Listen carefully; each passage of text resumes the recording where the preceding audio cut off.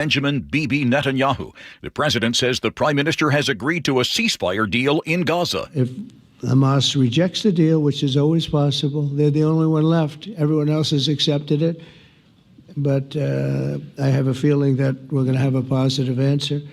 But if not, as you know, Bibi, you'd have our full backing to do what you would have to do. Trump said once the war is over, he'll chair a board of peace that would govern Gaza, and no representatives of terrorist groups, including Hamas, would have a role. To ensure the success of this effort, my plan calls for the creation of a new international oversight body. Will the Palestinians and Hamas agree? Hamas representative Khaled Kaddoumi. No one has right to intervene into the Palestinian affairs but the Palestinians themselves. If Republicans and Democrats can't agree on a short-term funding bill, large parts of the federal government will begin shutting down early Wednesday morning. CBS's Nicole Killian is on Capitol Hill. Just like the president isn't blinking, neither are congressional leaders, with Republicans who feel very strongly that Democrats simply need to sign on to just a clean extension of funding over the next 7 weeks, whereas Democrats say no, they want more guarantees, particularly around this issue of health care. The indictment of former FBI Director James Comey could be just the start of a campaign by the Department of Justice against President Trump's political enemies. CBS News chief Washington analyst Robert Costa says more indictments could be coming. There are other people on the radar of this administration based on my conversations over the weekend, like Senator Adam Schiff of California, Letitia James, the New York Attorney General who sued President Trump about his real estate holdings. Authorities now say at least 4 people were killed when a former Marine opened fire during a service in a Church of Jesus Christ of Latter-day Saints church. The latest from WWJ radio reporter Charlie Langton. All victims have now been accounted for in Sunday's mass shooting at a church in Grand Blanc, Michigan. 4 victims plus the shooter dead. 8 wounded were taken to a local hospital who ranged in age from 6 to 78 years old. Michigan Governor Gretchen Whitmer. Your grief is our grief.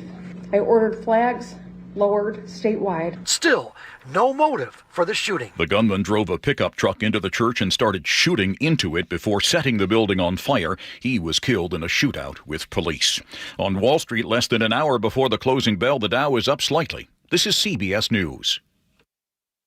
Sponsored by Progressive Insurance. We offer auto, home, and commercial auto insurance, plus a variety of business insurance options. Visit Progressive.com today. Protesting the presence of federal troops in Portland. That's coming up after we go to the traffic desk with Nate Connors. Thanks, Aaron. Well, good news. The express lanes are open northbound through Seattle. A disabled vehicle delayed that switch by about 45 minutes. The northbound drive is thinning out as well, but still off and on crowding from the West Seattle Bridge in the Northgate. Seattle to Linwood has improved to a 15-minute drive. Linwood to Seattle right on cue, about 20 minutes with scattered backups between Northgate and downtown. That eastbound 90 backup on Mercer Island is now minimal through that work zone. North 405 through Renton, you're crowded from the Maple Valley Highway up past the VMAC. Renton to Bellevue is going to take you 20 minutes. Northbound 167, you're packed through Pacific where you're down to a single lane. And Tacoma to Olympia, a 55-minute drive right now. You've got backups to JBLM and again heading into Olympia. KIRO News Radio real-time traffic. I'm Nate Connors. KIRO News Radio 97.3 FM Northwest News. Now, the latest from KIRO News Radio and mynorthwest.com. Good afternoon. I'm Aaron Granillo. Portland is preparing for the deployment of federal troops to protect ICE facilities. The president describes Antifa and other domestic terrorists targeting those buildings. KIRO News Radio's Luke Ducey reports from Portland. There is tension in the air outside this ICE facility in southwest Portland, now open for business. As immigrants enter to process visas, one advocacy group stands by with a stopwatch. Any visit longer than 2 hours could mean that immigrant has been arrested. For residents like Dave, it's all too much. It's absurd and it's offensive as somebody who lives in Portland. And now, after violent protests have erupted here over the summer and this weekend, there's the fear that military troops ordered by the president could arrive here any time. In Portland, Luke Ducey, KIRO News Radio. A deadly shooting at Eastern State Hospital in Spokane County leaves one employee dead. Deputies say the suspect shot a staffer outside that building, then was killed by law enforcement in the parking lot early Saturday. A neighbor tells KREM TV. There's no circumstances that they should have had to go through that. Police say the suspect was linked to a brush fire and gunfire inside a home nearby. No one was hurt there. An Everett man accused of bombing his neighbor's car on New Year's Eve pleads guilty. KIRO 7 TV's Dee Sun has more. Well, investigators say the man, Stephen Goldstein, got into a heated exchange with the car's owner and used racial slurs before the attack. Goldstein admitted to illegally possessing explosive, a gun, and ammunition. A judge will now decide his sentence. It was a heartfelt and tear-filled goodbye for the Root Sports on-air crew. Yesterday was their final Mariners broadcast. Veteran reporter Jen Mueller giving thanks to her longtime colleagues, Brad Adam and Angie Mentink. Brad and Angie, I'm not even worried about ugly crying on TV because there's nobody back at the studio to cut a blooper reel. So I feel pretty safe in this. I love you, Brad and Angie. I have loved every minute. This is my final broadcast with this group. The Mariners announced last week Major League Baseball will be taking over distribution of the team's broadcast and streaming starting next season. Weather now brought to you by State Roofing and Exteriors. Cloudy today with light showers off and on. Right now 61 degrees in downtown Seattle. I'm Aaron Granillo, KIRO News Radio. Your best source for local news, serving Western Washington and the world with the KIRO Newsradio app. Always streaming live on your smart speakers. You're listening to KIRO Newsradio Northwest News. It's the all-new Jake and Spike Show on KIRO Newsradio. Behold, a fiendish masterpiece from the bowels of hell! Mondays, for I hate Mondays. They make me so steamed. Weekends, I prefer the weekends. Son of a Welcome to the Monday Show. Jake Skorheim here, sitting alongside Spike O'Neill. Spike, happy Monday. Thank you, my friend. Happy Monday to you. Welcome, welcome, welcome. Happy new week. I love Mondays. Mondays are really just a fun way to jump off. We have all of the news that happened over the weekend, which just fills the show's coffers. We have always more than enough to talk about. Oh, yeah. None of the family that intrudes upon my weekend. None of the That's why I love it here. It's a safe haven for me. Did you have a nice weekend? I had a really nice weekend. I did, thank you. Yeah, had a lot of family come up to the house for Sunday. We have family. You did? We've had family in town, I think, since I want to say March. Jeez, my daughter got married in April. Not the same family. Okay. But we've had this constant rotation that's of an onslaught. It has been a lot. But it's wonderful. It's a break, folks. We've had 5, Melissa and I, the truly unpleasant misses. And you wonder why I call her the truly unpleasant Melissa O'Neill? Have family in town for 6 straight months. Yeah. See how that goes for you. What do they say? It's something like an old fish. Fish and family after 3 days. It stinks. Starts to stink up the place. Smells like an old fish. We've had 5 days since March that we haven't had a guest in the house. That's a lot. 5 days. That actually is a lot. It is a lot. Yeah, I feel bad for you. And it's not any one of them. I didn't mean to take over this, but I appreciate the therapy session. it ain't any one. It's a safe place. It's not any one of them. It's the collective. They're all wonderful. My sister-in-law's here right now. She's wonderful. Listen, wonderful. You're talking to me here, okay? Oh, yeah. You can be real with me. I know. I appreciate. I felt it. You can be nice to your family, but you can be real with me. I got a front and I understand. Got to keep it 100 here for you. Nobody in your family is listening right now. You'd be surprised. I'm just kidding. They might be listening. And in which case, I just want to say very friendly and nicely to them. Get the hell out of his house. Dodge. Leave this man alone. You. It's not you. No, it's not you. It's Spike. It's cumulative. Give this man a break, for crying out loud. That's why I love Mondays. That's why I love coming in here. Therapy. Yep. That's what we do. Oh. We got a lot of stuff to get to. Should we just jump right into first things first? Let's do this. First things first. The biggest story here locally is also kind of a national story because you have the White House, President Trump, making an announcement that he's going to be sending in troops down to Portland.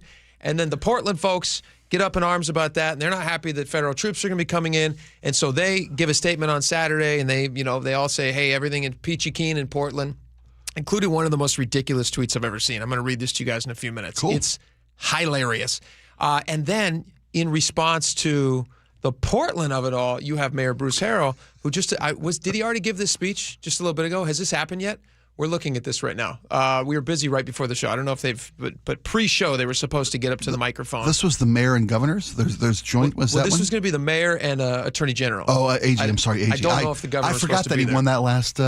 I saw that. I saw. Yeah. Yeah. I forgot. Yeah. But this is supposed to be the current AG. Current AG. Who's is it Nick Brown? Yes. AG? Yes, it is. Well so done. they were going to speak about protecting Seattleites and Washingtonians from potential federal overreach. troops. Overreach. There's how they frame it. Right. This is interesting though. So this is what I saw in in this Como story. This was from Mayor Bruce Harrell. They're planning on good. And Laura, can you look that up? Can you find out if they've said anything yet? But they were going to be holding a press conference to talk about how they're going to plans to protect residents from federal overreach. Again, like you said, Harrell's words. Their words. Yeah. And they're going to keep the public informed and uphold constitutional protections and retain local authority over law enforcement, all that stuff. Here's what I think is happening with Harrell. Because from what I've seen, Seattle, which is often mentioned as one of these cities that are, kind of sometimes running afoul of the law with some groups. I haven't seen that Seattle actually is a serious contender for sending troops in. I have seen that from Portland. I know that it's happening in Chicago. I know that it happened in D.C., but I've not seen that Seattle is on the list here where it's going to happen. I think Harrell kind of wants this. I think he wants this because of the election coming up. Now, hear me out. I'm not. Yeah, I'm listening. This was an interesting take. This would be, I think, from an election standpoint, he wants to be the defender of Seattle, right? Because they're not going to be shipping these federal troops into Yakima. They're not going to Bellevue. They'd be going into Seattle if they came in, which again is unlikely. But if they did, I think this would help his campaign. Don't you? I think you get if he becomes a defender of Seattle. Yeah. Plus, you also get some cleaner streets, and you get to say what a overreaching, tyrannical move this is from the federal government. That's exactly what he would want to do. That's what he'd do. I was looking at trading markets today. Had you ever follow trading markets and look at betting markets and gambling? They have like gambling and trading on all sorts of different things. I haven't. I thought you meant not the stock exchange, not that kind of trading. Not the stock exchange, but there's a site called Cashly. I think it's called Cashly. Kalshi. Do you think you have a gambling problem?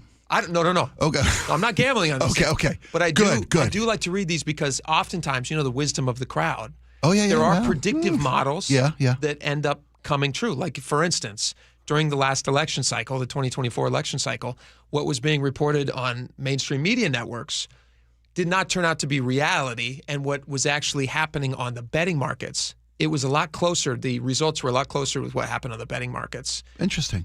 So it's just an interesting thing. Yeah, because people, Because follow the money is what they always say. Nothing more democratic than people voting with their dollars. Right. So people can go onto these trading markets, and they can. So in this one site specifically, which is a pretty good sized site, they have the run up between the election run between Katie Wilson and Bruce Harrell, who's the incumbent.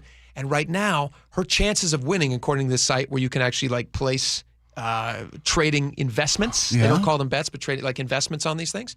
She has a 76% chance of winning Seattle. Wow. And he needs to up that number. Now, she has gone down in recent days. She had a higher percentage just a few days ago. She's dropped about 5 points. Harrell has picked up about 5 points. Okay. And so I'm thinking that he's trying to get out in front of these things as much as he possibly can so that he can be the guy in Seattle. And I think that's what he's desperately trying to do right now, because otherwise he's going to lose this election. And both of the candidates for mayor in Seattle are of the same mindset with regard to the president's sending of troops. So he's got to get out. Yeah, I'm sure. Get in front of it. But he would be. I haven't seen Katie Wilson jumping out as much as he has. Or does she have the power to? I mean, she's running. She's not the incumbent mayor. She's just a candidate for mayor at this point. It holds a little more weight when the mayor gives the speech. She's too busy canceling debates over TV show. Well, but I think she can reinstate. Yeah. Because they reinstated, right? Yeah. Sinclair put him back on Friday night. Yeah. So I assume that Katie Wilson is now game Point for her. For Como. And I'm sure she's the one. She's what tipped it over, changed their mind. Yeah, that drives corporate America. All right. Should we talk for a second about what's going on in Portland? What do you think about what's going on in Portland right now? You have federal troops. President Trump, here's what Trump said. He said, at the request of, and as this all relates to Seattle, at the request of Secretary of Homeland Security Kristi Noem, I am directing Secretary of War Pete Hegseth to provide all necessary troops to protect war-ravaged Portland and any of our ICE facilities under siege from attack by Antifa and other domestic terrorists. I'm also authorizing full force if necessary. Thank you for your attention to this matter. That's what Trump posted just yesterday. Yeah. That was yesterday. What do I think of that? 2 days ago. 2 days ago yesterday. Saturday. Yeah. Saturday morning. the response has been pretty quick in Portland that things are pretty peachy keen in Portland and nice and rosy. The Rose City, you know. It's the Rose For City. a name. There you go. A couple thorns. The pun was not accidental. That's not. No. So this is what I saw this tweet. Listen to this. President Trump, this is from Nicholas Kristof. Well, what do we know about him? I don't know anything about Nicholas Kristof. Is he a leading He's a pundit? He's a commentator. He's on X a lot. Okay. Let me pull up his bona fides here so I can give He's you a little... journalist. He's an opinion columnist currently for the New York Times. And he did make a run for governor in Oregon, but faced some My controversy apologies because for not he was knowing more. living in New York. Oh, that's a tough place to It's a tough govern place to from. run from governor for. Yeah. You got to call him all the time. It's always long distance charge. Is he still with the New York Times? I thought he was just like a contributor to New York Times. Opinion columnist. Okay, there you go. All right, so he says President Trump has dispatched federal troops to what he calls, quote, war-ravaged Portland. Portland has its problems, but it's not the hell Trump claims. It remains a food and wine heaven. Hell does not serve Pinot Noir this good. I suspect Trump is sending troops mainly to see if he can provoke violence to distract from his messes. And then he says, parenthetical, Epstein files, corruption, tariffs, economic softening, end quote, parenthetical, and justify his authoritarian rule. Yeah. Now, he's just sending them in for the ICE facility, which is what we've seen the ICE. We've reported on that here on the show. The ICE facility has been. It's not under siege, unless what you would you count. refer Unless to you it count. There are public disturbances that have gone far too long. What about the assaults on federal agents? None are okay, but there have been less than a dozen arrests since June. That's not a war zone. That's not a hellscape. That's not a city out of control. Question for you. Yeah. They tried to knock the front. They tried to use a battering ram to knock down the door. And they should be in jail for doing so. Okay, no arrest. It wasn't a mob of thousands. No, but here's my question for you, and it's a serious question. Sure. We played this audio clip from a Portland resident. She was a neighbor. That's back in June, right? This is a lady. Back in June, a couple months ago. Yeah. This was a lady who she went viral because she said, "Listen, you guys are just driving us crazy." She probably doesn't even disagree with a lot of the politics. I remember when we had her protesters. on. Yeah, no, she's just a resident expecting a peaceful night's sleep. Listen to this. Turn that down! It's midnight! I will turn it down. I would love to. You just had to ask nice, and I'm being nice even though you're screaming at me. You! I'm coming back every night! I don't mean to laugh, but I will turn it down, but you're screaming at me. Turn it down! We the people need sleep! She needs sleep. Yeah, we love Listen, that. We love this kind of story. I'm a parent with little kids. I'm with you. Who And stay these up late at night. and People the, need sleep. yeah, the Spike. protesters who are out there in front of the ICE facility have every right to be out in front of the ICE facility. But the city leaders in Portland have a responsibility to the rest of their citizenry. Okay, you don't have noise ordinances going past midnight. You don't have people lighting fires or whatever it is outside. Those people should be removed and locked up. Yeah. Here's my question. Federal troops are not being sent in because of noise ordinances. If you do have federal agents at that facility who are being assaulted and they're under attack, even if it's by people that are not the normal protesters, I mean, it doesn't really matter. If they're under attack, I agree. right? If there's some antagonists in there, some provocateurs. We recently just had that shooting. Was it in North Carolina? The ICE detention facility shooting? Do you remember that one? God, I'm embarrassed that I can't give you the location. Laura, where was the location? Was it the Carolinas? I thought that was in someone who was anti-ICE ended up shooting and taking out one. I believe one detainee was killed. Dallas, Texas. Dallas, Texas. Yeah, I didn't think it was Carolina either, but I couldn't remember either. So that's embarrassing on my part too. Dallas, Texas. The conversation around ICE facilities is ramped up right now. Yeah, that person who was anti-ICE shot indiscriminately into the early morning hours of that facility in a van and also in the facility, killing a person, a detainee in the van. Horrible. So this is already a very charged political atmosphere around these facilities, and now you have in Portland where this has been going on. I mean, that clip that we played you there, that's months old. Yeah, I'm not condoning any of the actions from that crowd at all. So here's my question. If Portland refuses to protect the ICE facility and the federal agents who are stationed there and doing their job there legally, what's the recourse? What do you do? Well, I'm not saying you don't send in support for the ICE facility. I think that's fine. But that's what we're talking about here, right? My point being, and this is what President Trump does. It's hyperbolic to say it's hell. It's a living hell. It's not a war zone. There's a facility that is not being protected by the city's law enforcement community. Then hold the city's law enforcement community accountable by sending in troops. That's fine. But to paint a narrative, I don't think we're disagreeing on this. What I disagree with is just the narrative. I disagree with the hyperbolic narrative. Have you seen Portland recently? Yeah, I have. It's a city with problems, as all cities are. It's not a hellscape. 99% of Portland is under complete control, and the photos of people dining. It's a large city. It is. It's got a lot of gross stuff, just like Seattle has. I mean, sure, it's got a huge drug problem. But like you said, this city, you wouldn't describe this city as a hellscape. Certain parts of it, I certainly would. Well, sure. Well, certain parts of it, but not the city at large, which is what Trump does. I understand. But that guy's tweet a second ago there where he said, hey, we've got great Pinot Noir here, so it means it's a great city. He's right. They do have great wine. I'm sure. Great neighborhoods. We have great wine in this neighborhood as well. It was a blues festival this weekend. Nothing went wrong. But don't you think he mentions nothing about the ICE facility in this tweet? He mentions nothing about the federal agents who are being assaulted. He mentions nothing about the people who are literally dying on the streets. I've watched videos of them just over the weekend, people dying on the streets. Is that something that should just be written off as like, well, no, not at all. Not at all. But it's also not something I'm that not needs saying where we're disagreeing. It sounds like we're saying the same thing. Because the president is painting this narrative where it's a city out of control. Well, who cares what the narrative is? He's sending troops. He does. That's why he uses these words, these specific words. He said, I am totally fine with them calling parts of Portland hell. It's disgusting. It's horrible. You've seen that here in Seattle as well. There's streets where I guarantee you would not take your family.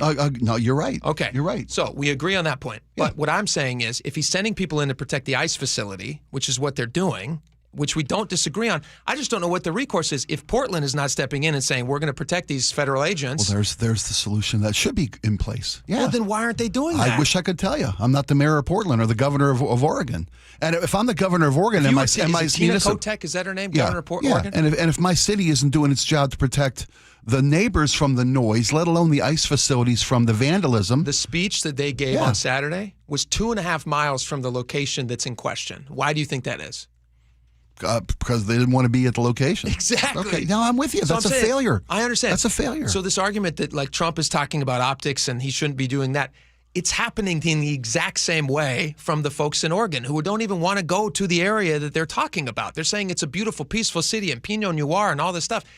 I just don't think there's anything particularly controversial if you're not protecting the federal agents who have a right to do their job without worrying about their safety, right? Agree, but fires are being lit, the doors trying to be rammed down, assaults. None of that's acceptable. I'm with you. None of that's acceptable. I think we're saying the same thing. I would be peacefully protesting the actions of ICE. I would. I think that merits. That's totally merits legitimate. That. Yeah, totally legitimate. Yeah, and when people overstep their civil rights to peacefully protest by creating noise ordinances or noise violations that disturb neighbors, or let alone just bashing buildings or lighting fires, which they took to court. And in Portland, they decided that they could still do it. Another group of chuckleheads not letting common sense rule the day. I'm with you. No, I'm with you on all that. Which seems crazy to me. It does. So we agree that federal troops to protect ICE agents is fine. Yeah, I agree. As long as we're not on a slippery slope where President Trump gets to nationalize whatever, declare a federal emergency, well, if you look suspend back civil on liberties DC, across the what nation. He did in D.C., there was much hullabaloo about that, and now they're not there anymore. The streets got cleaned up. The mayor said this is great, and that's nice. I imagine that's probably going to play out as well in Portland, unless there's effective, and they've now sued the Trump administration trying to get a stay on this. Well, they ought to be suing and firing police officials who aren't doing their jobs. I'm there with you. Yeah. Why not just do your job? You already have police down there. Yeah. Do your job. I would find it profoundly embarrassing. Portland's one of the major beautiful cities in this country. Yeah, it is. It's gorgeous. I've been going to, I have a ton of family in that area. I love it. Every time I go down there, it's beautiful. There's certain areas of Portland you stay away from. Yeah. And the fact that they've allowed that to happen, I think that's a failure of local government. It's a failure. Yeah. Absolutely. All right. Tons of stuff to talk about. Next, you didn't talk about us losing all of our Starbucks. They're closing all of them, right? Every store? Is that what I'm hearing? Every store. Quite a few, though. The one closest to this building's getting shut down. Quite a few. Yeah. Oh, is it really? Oh, yeah. That's on the list, buddy. That's where I get my coffee. Ours is gone. All right. Well, luckily there's only 20 close enough to the station. I guess I'll have to go across the street from that one.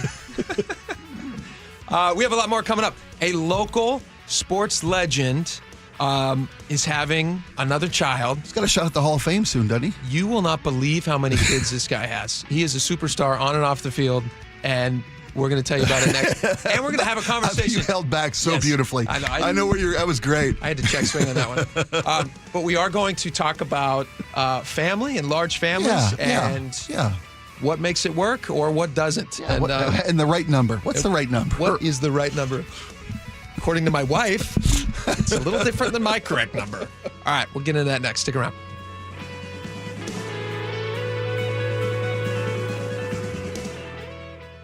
Call or click 811 before you dig. Anything that causes you to roll up your sleeves a little and dig in requires you to first connect with 811. Call or click 811 and visit safeexcavator.com. Hey, Spike O'Neill here for Integrity Roofing and Construction. You know, the rain is on its way back. It's here. It came this morning. Summer's over. Forget about it. It's time to protect your home now with the help of the pros at Integrity Roofing and Construction. They've got years of experience in roofing and restoration, full design team. They're a complete company that can do anything you need done. Skilled teams deliver exceptional craftsmanship, I can tell you firsthand, whether it's a simple roof repair or a full renovation. Give Integrity a call now at 206-202-ROOF. Get a free estimate. You can see them online, all the great reviews at integrityrc.com. That's integrityrc.com. Hartley here from Wilcox Family Farms. I'm so excited to have my cousin Amelia with me today. So I saw that you visited the baby chicks. I got to hold 7 of them. They were so cute. Do you know why Wilcox chickens are so happy? Because they get to play outside? Yes. Happy chickens are healthy chickens. From our farm to your table, Wilcox Family Farms eggs, locally fresh since 1909. You're listening to Leaf Filter Radio, and the guru of gutter protection himself, Chris Coonahan, is here to take your most pressing leaf-related questions. Hey, everybody, Chris here. I understand we have Ron on the line. Ron, where are you calling from? Uh-oh. Ron, are you calling from a ladder? Well, I was. I wanted to ask Chris what I need to do to get my gutters ready to have leaf filter installed. Oh, Ron, you don't have to do anything. A Leaf Filter Trusted Pro will come out and clean out your gutters, realign and seal your gutters, and install Leaf Filter, America's #1 gutter protection system. So I didn't need to get on this ladder? Ron, Leaf Filter Trusted Pros are in your neighborhood and ready to help. Just visit leaffilter.com/radio to schedule your free gutter inspection and get up to 30% off. Thank goodness. What was that site? To get this special radio offer, go to leaffilter.com/radio for your free gutter inspection today and get up to 30% off. That's leaffilter.com/radio for up to 30% off. leaffilter.com/radio. See representative for warranty details. A G and Ursula exclusive on KIRO News Radio. There it is, number 60, Cal Raleigh. A guy did catch it. He gave it to this young boy in the stands. And we are joined by that boy's father, Galen Ruelos. He caught it. He didn't have to do it. It was a complete random act of kindness to my son. You know, he's a 12-year-old 6th grader and just overcome with emotion. He starts bawling. Hear the full conversation on the KIRO News Radio app and KIRO News Radio on YouTube. The markets and the economy will change, but you should always know what you can rely on from your financial advisor. I'm John Ramsire with Baird Private Wealth Management in Seattle. With deep planning and investment expertise, Baird's financial advisors have guided individuals and families through changing markets for more than 100 years. And in all that time, our guiding principle has never changed. Our clients come first, always.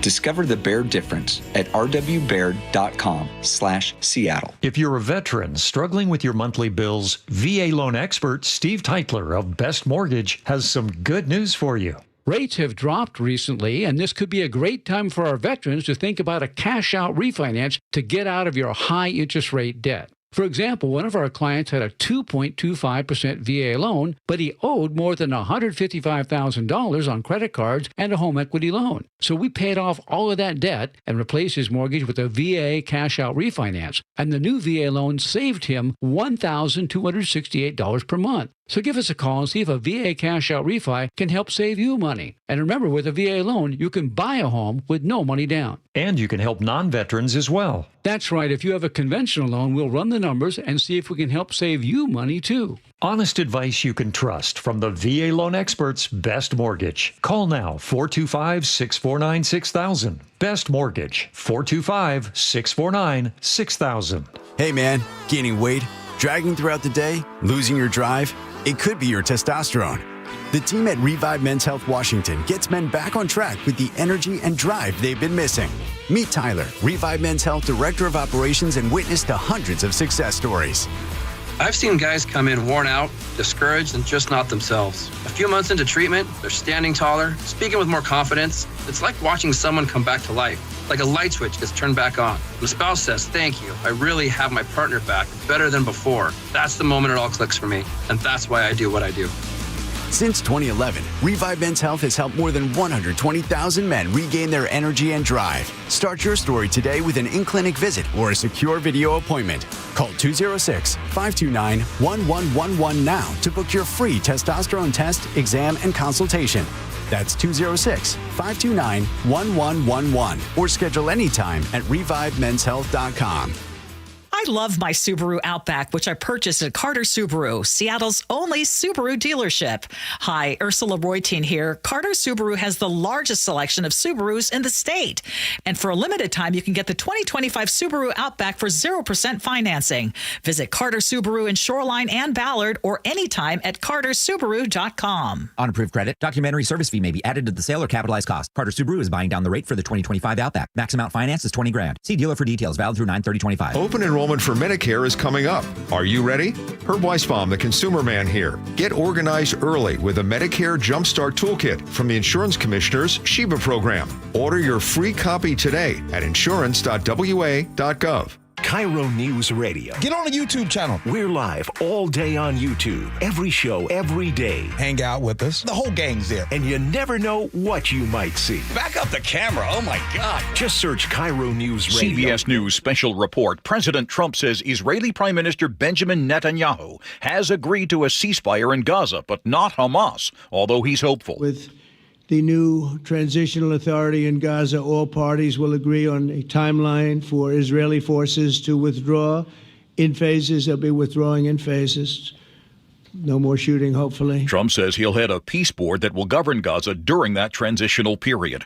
Netanyahu says there will be strict limits on the makeup of that board. Gaza will have a peaceful civilian administration that is run neither by Hamas nor by the Palestinian Authority. A skeptical Trita Parsi of the Quincy Institute for Responsible Statecraft. I have to say I have a hard time sharing the optimism. Absent any clear-cut commitment to a Palestinian state, I find this unlikely to lead anything, even if there is a short-term agreement that then collapses within weeks. CBS News special report. I'm Christopher Cruz. And I'm Aaron Granillo. Oregon has filed a lawsuit against the Trump administration after the president announced he is sending troops to Portland. Mayor Keith Wilson. It would be an understatement to say that I am so disappointed at the irresponsibility of our federal government. Their lawsuit argues the president is overstepping his authority. The move stems from protests outside an ICE facility. The president claims the building is under attack from Antifa and other domestic terrorists.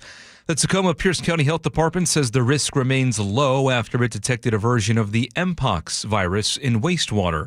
No active cases have been confirmed, but health officials say the discovery signals possible community spread. Symptoms may include fever, rash, and swollen lymph nodes.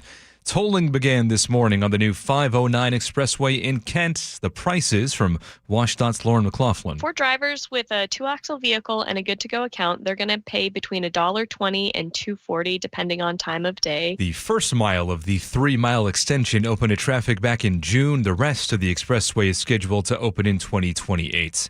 Takes us to 12:33, and now we have Nate Connors at the real-time traffic desk. Thanks, Aaron. AAA has our update. We're looking good for the most part. Just got a couple of crashes here in Seattle, though. South 5 at the West Seattle Bridge. A collision partially blocks the on-ramp from Spokane Street. You're backed up to I-90 on the main line. Linwood to Seattle, give yourself 20 minutes. You got more crowding between Northgate and the Ship Canal Bridge. Eastbound 520, we've got a new crash on the Portage Bay Viaduct, and this has traffic right now at a standstill coming off I-5. Through Pacific, there's a 2-mile thick backup where northbound 167, where the freeway is reduced to 1 lane. This will be with us for the next couple months. Tacoma to Olympia, you just reached the 1-hour mark. You've got backups to JBLM and again between Lacey and Olympia. AAA Washington's all-new everyday membership gives you discounts and perks at more than 900 local businesses, all for just $25 a year. Join today. KIRO News Radio, real-time traffic. I'm Nate Connors. Thank you, Nate. Your forecast now brought to you by State Roofing and Exteriors. Light scattered showers today, highs topping out in the upper 60s. Right now, 62 degrees in downtown Seattle. I'm Aaron Granillo, KIRO News Radio. Your best source for local news. You're listening to KIRO News Radio, Northwest News. All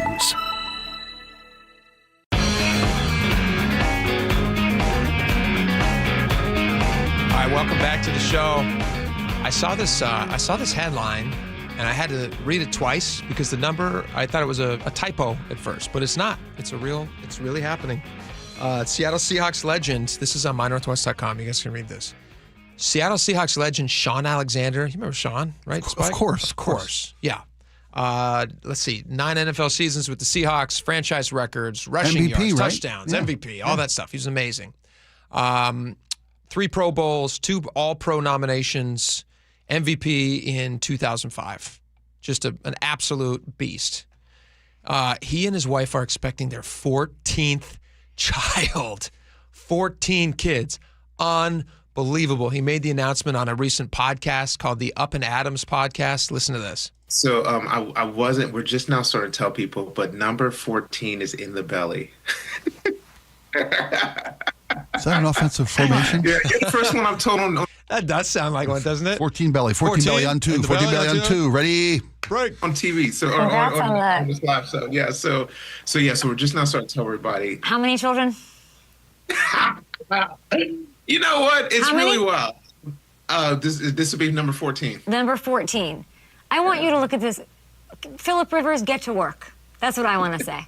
They slacking. Philip, Philip steals headlines with 10. You only have 10 children, Philip. Get a grip. 10 is still a lot. 10 is still a lot. One would say. So Shaun Alexander's 48. His wife is 46. They have all these kids together. We've seen other stories about famous people and famous athletes and whoever's famous it usually coincides with, but they can have a lot of kids. It's not generally with the same person. A lot of times you see it's with many people.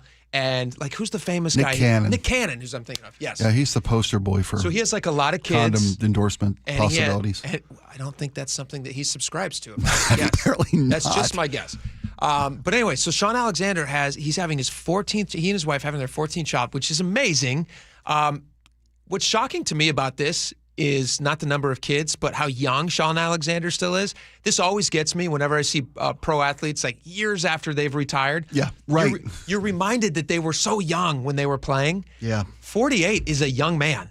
I mean, it's like it's not a ton older than I am right now, and he's already been out of the league for a long time and had a very successful career. So he's able to afford all these kids, obviously. That's the thing. How can you afford to bring 14 kids into the world? Well, I understand they lost one child. So this will be 2017. Very sad. God bless them. That's a horrible, horrible thing to go through. He's a very religious person. I am as well. Yeah. What a blessing it is to have all these kids. It is. So amazing to be able to build your family like that, and to think about as stressful it is having lots of kids. I mean, I only have 4 right now. Yeah. My wife would like more. We'll see what happens. As you know, women can be pretty persuasive. They can be. They have this power over us as men. How do you think we got number 4? Hey, let me ask something, because we've got 2, and they were literally 2 only children. My kids are 14 years apart. Oh wow, I didn't think about that. Yeah, we didn't raise them at the same time. No, we literally raised 2 separate only children in our lives, because by the time my youngest showed up, my older child was already kind of doing her own thing. Yeah, and when the baby was 3, when the other one went off to college, so. We had like one kid in the house. About that. And I can't even fathom having both in the house at the same time. That was tough for us. And you've got 4. Mm-hmm. Is there a point It's not where 14. No, it's not 14. He probably has a bigger house than I do. After you get everyone is a blessing. And I don't mean to disparage parents and parenting, and it's the greatest gift you can give the planet is raising a good kid, you know? When you get to are 5 and 6 easier, or do they is there a system in place at that point where they just fold in and you hardly notice 7, 8, 9? No change at all. You buy one more bag of whatever feed at the grain store. Anybody listening who doesn't have kids, you would probably agree with this as well. The first kid is the biggest change. Everything changes. Everything changes. Yeah.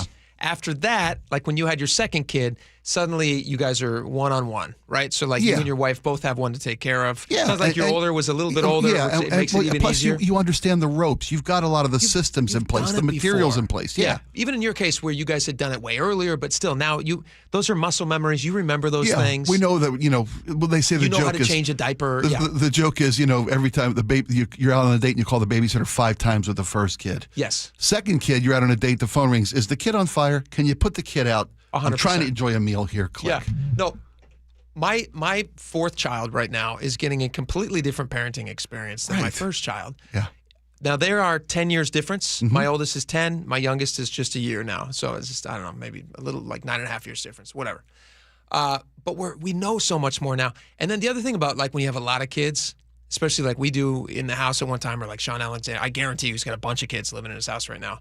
I would say anything past 3 is just chaos. So like when you get to 3 is kind of the magic number where you're outnumbered by the kids.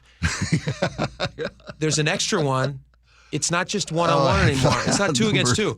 It's 3 against 2. Right. And then it just gets worse and worse. But it's not like you're half parenting when you only have one kid. You're doing it as much as you possibly can. Absolutely, every minute of every day. You put 100% into it. So you continue to put 100% into it. It's like the question about how can you love your kids more? Like like when you have another kid, how do you have room in your heart? You just do. Your heart grows. It That's grows. what happens. Sure. That's what happens. So your capacity for parenting also grows, I think. Also, it requires like really good partnership. Like Shaun Alexander and his wife, I bet you if you were to look at them just as like well, they're clearly getting along just fine. Yeah, clearly they enjoy each other's company, which is very helpful. Maybe they need some more outdoor activities in their lives. I'm also betting that they have a pretty rigorous schedule of how things function around the house. Right. Like the routines that they use, I imagine, are like pretty strict. They would have to be. You've got a machine going there, a parenting machine. Otherwise, it's just chaos, right? Yeah, it's a factory assembly line. Not that there's any less love. There's not any less love. I watched that show K+8. Remember that? Or John K+8, or it was, and that lady was a bit of a Fruit Loop, but whatever. But what it took to orchestrate the feeding, clothing, cleaning of 6.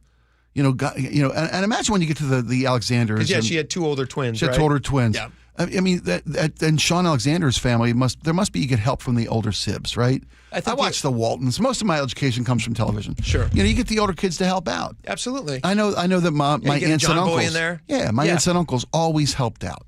So we have seen one really cool thing with our older kids. Before we had our youngest, who's just 1, they were 10, 8, and now 6. They would just pummel each other all the time. Mm-hmm. Like they're marking their territory. They fight over everything. Everything is an argument and a disagreement. And we try as much, but boys are insane, and they're just loud. But when the new baby arrived, they all shifted into this like really sweet, caring gear that I didn't know they had. Which actually, it actually made me feel really good because I didn't think they had that. And then to see how nurturing and caring they are for a tiny little baby was it makes you cry sometimes. You showed me a picture last week of your boys doing like morning calisthenics workouts, yoga. What were they doing? They do like morning gym class. Morning gym class, yeah. With the baby. And there's literally, it was so beautiful. He'll copy whatever they're doing. Yeah. He'll do push-ups or whatever. And so the older kids are hugely helpful, and I imagine they have that as well. The Alexanders would have to. They need it. 14 kids. Well, good on them. Congratulations. Nothing but the best. Yeah, that's Are they great. registered somewhere? Costco, I'm hoping? Yeah, Costco or someplace where you can buy them. Anywhere in bulk. Yeah. With that many kids. Insane. Good for them. All right, we got Mariners news coming up next. You're not going to want to miss this. Now we know. Yeah. Now we know. And also the end of an era in broadcasting. Yeah. A local broadcast, they've completely shut down now, right? They've gone done. dark. They're done. A broadcast entity, which is how I watched all of my sporting events for the last decades. Yeah, it's almost 30 years. 30 years? 30 years, yeah. 94. 30 years. The final Mariners game was their final broadcast, so we'll talk a little bit about that. And also try to diagnose, did something happen? Was it just did it run its course? We got a lot more coming up. Stick around. Aaron Granillo is going to join us for that. We'll be right back. Deep to right field. There it is, number 60. He's Rick Riz, the voice of the Mariners for 40 years. And every Thursday morning at 7:15, it's the Rick Riz Show with Seattle's Morning News. Winning the AL West, what this means for fans and how important this is. My goodness, it's the first time in 24 years. Think about it. 24 years ago, Ichiro was a rookie. There's the joy behind that feeling. Get the full conversation on the KIRO Newsradio app and at mynorthwest.com. Hey, you know what's stressful? A leaky roof. Because you typically don't find out that it's leaking until the water makes its way through the insulation. The drywall in your ceiling swells up, sags, and drips. Then you're freaked out wondering if there's mold in your house. Mold is the worst. I get it. That's why I get Valentine Roofing. Valentine has a leak stop guarantee. They'll stop the leak in your old roof for free until your brand new Valentine roof can be safely installed. Because Valentine doesn't just replace roofs, They protect homes, and they start protecting yours the moment you call. No stress, no mess, no more buckets in the living room. As fun as those can be. The wet weather is coming, so if you need to take advantage of that free roof inspection, I encourage you to call and get the Valentine experience. Seamless communication, meticulous cleanup, extra mile service, and every new roof backed by a lifetime guarantee. Lifetime guarantee. And with zero down financing for most projects, you can get the work done now and you can pay over time. So stop the leaks before they start. Call 206 Roofing to get your free estimate today. That's 206 Roofing. Has it been hot in your house this summer? Maybe worried about the cold coming in this fall and into the winter? Might be because your insulation's just not up to snuff. That was my problem, Mike Salk here, and that's why I called Crawl Pros. They came out, they did a corner-to-corner inspection of my crawl space and attic, and they fixed that problem once and for all. If your home has any damaged insulation or no insulation in the attic or crawl space, you're bleeding money every month to heat and cool your home, but you don't have to. And even better, if you're a PSE customer and your home was built before 1990, you could qualify to receive a rebate on up to 95% of the cost to properly insulate your crawl space and attic. Yeah, 95%, but you got to act now. Many of these rebates are ending at the end of this year, including the federal incentives. Let Crawl Pros come out and properly insulate your home before the cooler fall weather comes in. If you're worried about critters, mold, water damage, insulation, or anything else related to your crawl space or attic, call Crawl Pros or visit crawlpros.com. Yikey wawa. What? My hot water. Yeah? Not so hot. Water heater trouble? It's not working. We can fix that. This week? How about today? Apollo Plumbing really is ready right now. Especially when it comes to water heater replacement. Think I need a new one? Is it more than 10 years old? It is. Probably so. Doesn't heat like it used to. It runs out? All the time. That's a warning sign. Uh-oh. So are little leaks. But Apollo can get me a new one? Installed today by our clean screen trained and trusted plumbers. They're water heater experts. But I probably got to pay a rush fee. No extra charge. You make this too easy. We'll even haul off the old one. A new water heater. Same day. That's the Apollo Plumbing way. This is going to get my budget in hot water. Got you covered there too. How? Our available payment plans. I don't have to wait? Or take cold showers. You are a lifesaver. Call us this morning. You'll have hot water today. That's the Apollo Plumbing way. ApolloPlumbing.com. Health insurance is broken,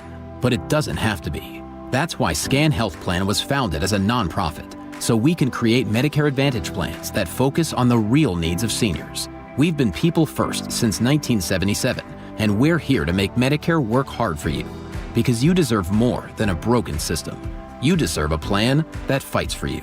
Visit scandifference.org to learn more. Scan Health Plan is an HMO plan with a Medicare contract. Enrollment in Scan Health Plan depends on contract renewal. Let's go! You're still glowing, flirting, grooving. You've still got it. But your immune system weakens as you age, making it harder to fight flu, pneumococcal pneumonia, RSV, and COVID-19. Vaccines are a key part of any health routine and help strengthen your immune response. Ask your doctor or pharmacist which vaccines you need. Schedule in minutes at vaxassist.com. Sponsored by Pfizer. Tired of hearing scary radio ads about the IRS? Tax Relief Advocates is different. TRA is here to tell you that if you owe money to the IRS, whether it's $5,000 or $500,000, we have a solution. TRA can eliminate or reduce what you owe to the IRS with zero risk to you. We have over 1,000 5-star reviews on Google and an A+ with a BBB. End your tax nightmare today by visiting TRA.com or call 800-583-6681. That's 800-583-6681. Spike O'Neill here. Sharp Vision Modern LASIK and Lens gave me back the perfect vision I had up until a few years ago. Now, never need glasses again. Never develop cataracts. Been about 6 months since my RLE surgery. My vision is better than it's ever been in my life. Sharp Vision Modern LASIK and Lens, privately owned, no corporate shareholders or boardrooms. Dr. Sharp built his business on the principle of always strive to overaccomplish, never overprice. Call 425-451-2020 or go online to sharp-vision.com. That's sharp-vision.com. Official eye care providers of Sounders FC. Hi, I'm Justin Shirley. We offer 0 down, 0 interest, and 0 payments for 24 months on new roofs. Call 866-ROOF-ROOF now. State Roofing and Exteriors. Held to a higher standard since 1968. Cold is leaking and rocks are moving and mold is creeping and water seeping in.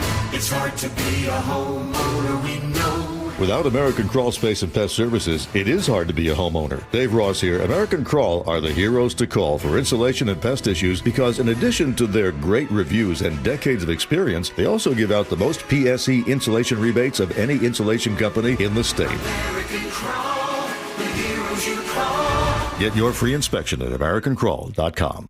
All right, welcome back to the show. We know a little bit more about the Mariners and their postseason. Let's see here. We still don't know who they're going to be playing, right? No, that's a first-round series between the Guardians and Tigers. Okay, so whoever starts wins tomorrow. that game. Yeah. Best of three, first Three-game series. wild card round, right? They call it the wild card. Aaron Granil's was Yes, wild card round. You got it, okay. yeah. Also, let me play you guys this clip just for a little controversy here. You guys know who Tiki Barber is? Of course you do. Sure, great football player. Football player. There's the key element here. You mean that gimmick? Oh, Gimmick. God, Yeah, let me play this. Please, yeah. All right, so there's a conversation. Is it going to be Aaron Judge or is it going to be Cal Raleigh for MVP? This is what Tiki Barber has to say about Cal Raleigh and his switch hitting. Let me know what you guys think about this. 888-973-5476. If you rob, because I'm calling it that now, rob the best player in the American League, the MVP, because you want to give it to some gimmick? You want to rob Aaron Judge of his back-to-back and his third MVP? You screw with his legacy. So he says the switch hitting of Cal Raleigh is a gimmick. Do you think that's an accurate way to portray that? That's a hot take for the sake of giving a hot take. I don't think Tiki he was Barker trying to get press. truly believes that. Yes. He said it. Well, everything that we say on this show, we believe. We wouldn't lie to you about anything. Yeah. Right? I mean, we stand by everything we've said. So he obviously thinks it's a gimmick if he feels the same way. But our show's not based on clicks and not based on. Well, plus, you got to know your audience. Got to know your audience. He's working in He's working in New York. Yeah. Where they could, He knows who butters his bread. Yes. But let's be very clear. Cal Raleigh's season is not a gimmick. It's historic. Okay, he did things that no player has ever done in the history of the game, a game that's been played since the late 1800s. Okay, broke Mickey Mantle's record, played catcher nearly every darn day, was in the lineup almost every. He took, 3-4 games off the whole season? Yeah, I believe so. 60 bombs, yes. seventh player to ever do that, while anchoring this pitching staff as a catcher behind the dish. It's not a gimmick. It's historic is what it is. So I know, have you guys ever tried hitting, switch hitting? Yes. It's very hard to do. I'm very awkward as a left-handed hitter, and it feels awkward. It feels awkward. Yeah. It's uncomfortable. I don't know how you can hit for power opposite way. I just don't get it. Yeah. The skill set it required to do so is extremely difficult. There's a lot of switch hitters in baseball, and it's because it adds value to your offense when you have the option. Gimmick. He knows it's not a gimmick. Hopefully, I know he's played a lot of football. There's some head injury situations that and I'm not mean to make light of head injuries. No, well, I think you make an interesting point. He's a smart guy, and he knew what he was doing. Like Eric said, he knew what he was doing. You know what you're doing, Tiki. Yeah, you're lying. Now, why does he think it's just a fait accompli that Aaron Judge wins the MVP? And do you agree with him? Before the weekend started, I was feeling optimistic that Cal Raleigh would get the MVP award. Mm-hmm. Cal Raleigh ends the season now with 60. It was a great story heading into the final weekend against the Dodgers. Raleigh didn't do much this final series, and Judge did in his final games with the Yankees. All the national media that I'm now hearing and reading are saying it's Judge's award. It's his award to lose now at this point. And why? Let's not take anything away from Aaron Judge. He's phenomenal. He's probably going to go down as the greatest hitter of our generation, first ballot Hall of Famer, no doubt about it. He's hitting .330 batting average, which in this day and age of baseball is impossible. It's amazing. No one hits over 300 anymore. So he's winning a batting title while also hitting 53 home runs. The stats that people really value these days, beyond average, is a stat known as OPS. I don't want to get too inside baseball, but it's on base, on base plus slugging, which takes into account how often you get on base and how many bases you get per hit. Okay. Right? So doubles count for more, triples and homers. Aaron Judge's OPS is like 200 points higher than Cal Raleigh's. That's the argument for Aaron Judge. If you care about stuff like that. Yeah. That's the stat that a lot of the sabermetricians care about these days. Do you think that and we're almost out of time here. We got about 35 seconds, but Aaron Judge has won it before. Yes. Defending champ. Or defending MVP, I should say. Yeah. He's defending. Does that help him at all in this? That people want to feel like, oh, he's a back-to-back guy? I think not, actually. You think it kind of works against him a little bit? I think it does. I think it does because these are baseball writers who vote on this, and everyone loves a new story and a new narrative, and Cal Raleigh's got a great story to tell. Ultimately, though, I hate to admit it, I think it will be Judge. If I was a voter, yes, I'm biased, but I would be voting Cal Raleigh just solely based on we have seen something that we will probably never see again in our lifetime. And I've seen a lot of writers, to your point, it's a national writers vote, who saying how difficult it is to do what Raleigh has done from a defensive standpoint. And Judge is a right fielder with no knock on that, but he's often a DH. Raleigh's had a much harder road to get to where he is in this year. Well, all right, good stuff. We got a lot more coming up. Stick around. Deep to right field. There it is, number 60. He's Rick Riz, the voice of the Mariners for 40 years. And every Thursday morning at 7:15, it's the Rick Riz Show with Seattle's Morning News. Winning the AL West, what this means for fans and how important this is. My goodness, it's the first time in 24 years. Think about it. 24 years ago, Ichiro was a rookie. There's the joy behind that feeling. Get the full conversation on the KIRO Newsradio app and at mynorthwest.com. I'm still going for it, even with higher stroke risk from atrial fibrillation and a regular heartbeat not caused by a heart valve problem. Over a 3-year study, Eliquis apixaban tablets reduced stroke risk better than warfarin, and over 97% of Eliquis patients did not experience a stroke. A first stroke occurred in 2.9% of warfarin patients versus 2.3% of Eliquis patients. Don't stop prescription Eliquis without asking your doctor. Stroke risk may increase. Eliquis can cause serious and potentially fatal bleeding. Don't take if you have an artificial heart valve, abnormal bleeding, or antiphospholipid syndrome. While taking, you may bruise more easily or bleed longer. A spinal injection increases blood clot risk, which may cause paralysis. Get medical help right away for unexpected bleeding or bruising, or back pain, tingling, numbness, muscle weakness, or incontinence. Aspirin products, NSAIDs, SSRIs, SNRIs, and blood thinners increase bleeding risk. Tell your doctor about planned medical or dental procedures. Learn more at Eliquis.com or call 1-855-ELIQUIS. Free consultations, no fee guarantees, 5-star reviews. JP Pendergast with Pendergast Law explains the importance of going beyond these familiar offerings. Accident victims want an attorney, Tom, that satisfies their needs. Someone who handles those needs with the highest degree of care. Pendergast Law offers the no-fee guarantees and free consultations, but these only scratch the surface. Okay, explain more. We make sure that every member of our team is genuinely passionate about helping others. Customer service and communication are our top priority. It's how we take care of our clients so they always feel one step ahead of the insurance companies.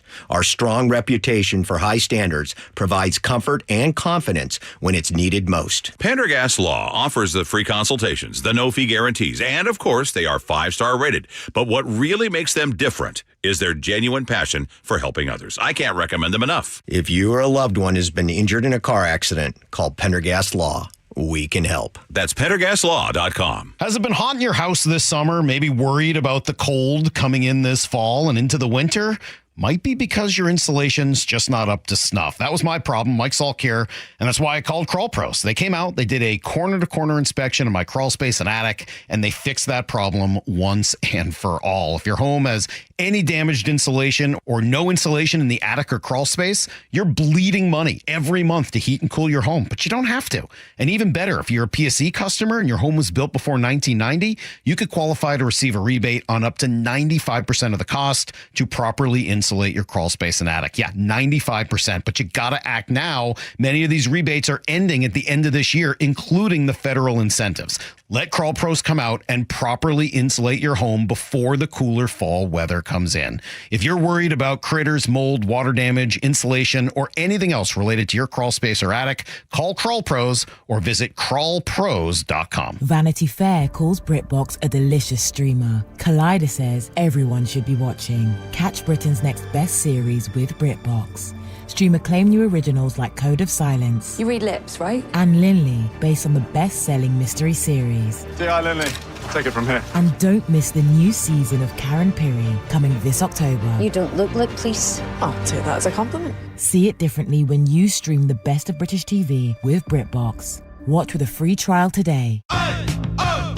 Let's go! You're still glowing, flirting, grooving. You still got it.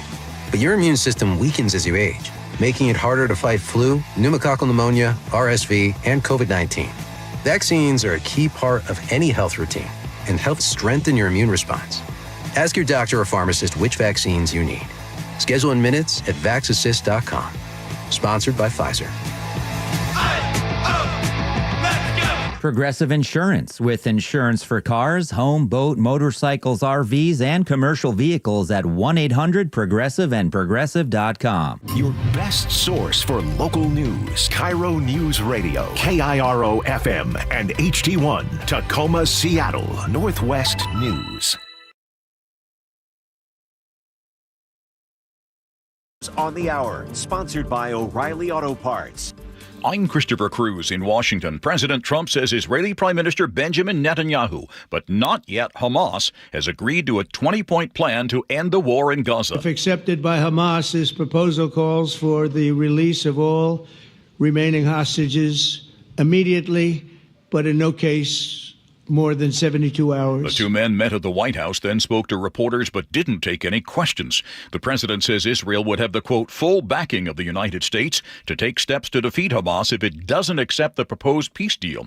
A Hamas official told Al Jazeera today the group hasn't seen the plan, which includes the creation of a peace board that would temporarily govern the enclave. Trump says he will chair that board, which Netanyahu emphasized would not include representatives of Hamas or the Palestinian Authority.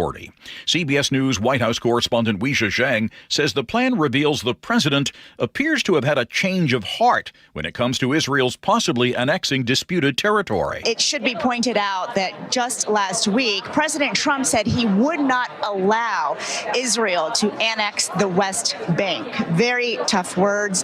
And in the proposal that was released today, it only stipulates that Israel would not annex Gaza, with no mention of the West Bank. Absent an agreement on a short-term funding bill, large parts of the federal government will begin closing early Wednesday morning. President Trump is meeting this afternoon with top congressional leaders at the White House, but he has said a shutdown is, quote, likely. CBS News chief Washington analyst Robert Costa says the president doesn't seem worried. When I spoke with President Trump yesterday, it's evident that he's not really that nervous about a government shutdown. Now, usually when you talk to a president of the United States and a shutdown's on the horizon, they are worried. But the president believes he has the power, I'm told, to use executive power to get rid of federal jobs, to cut some federal salaries should there be a shutdown. So there's not a lot of anxiety at the White House. Elected officials in both Memphis and Shelby County, which includes the city, have sued to try to stop President Trump from deploying National Guardsmen. Shelby County Mayor Lee Harris says the planned deployment violates the state's constitution. The Constitution requires an action by the state assembly before the National Guard can be deployed. It requires a rebellion.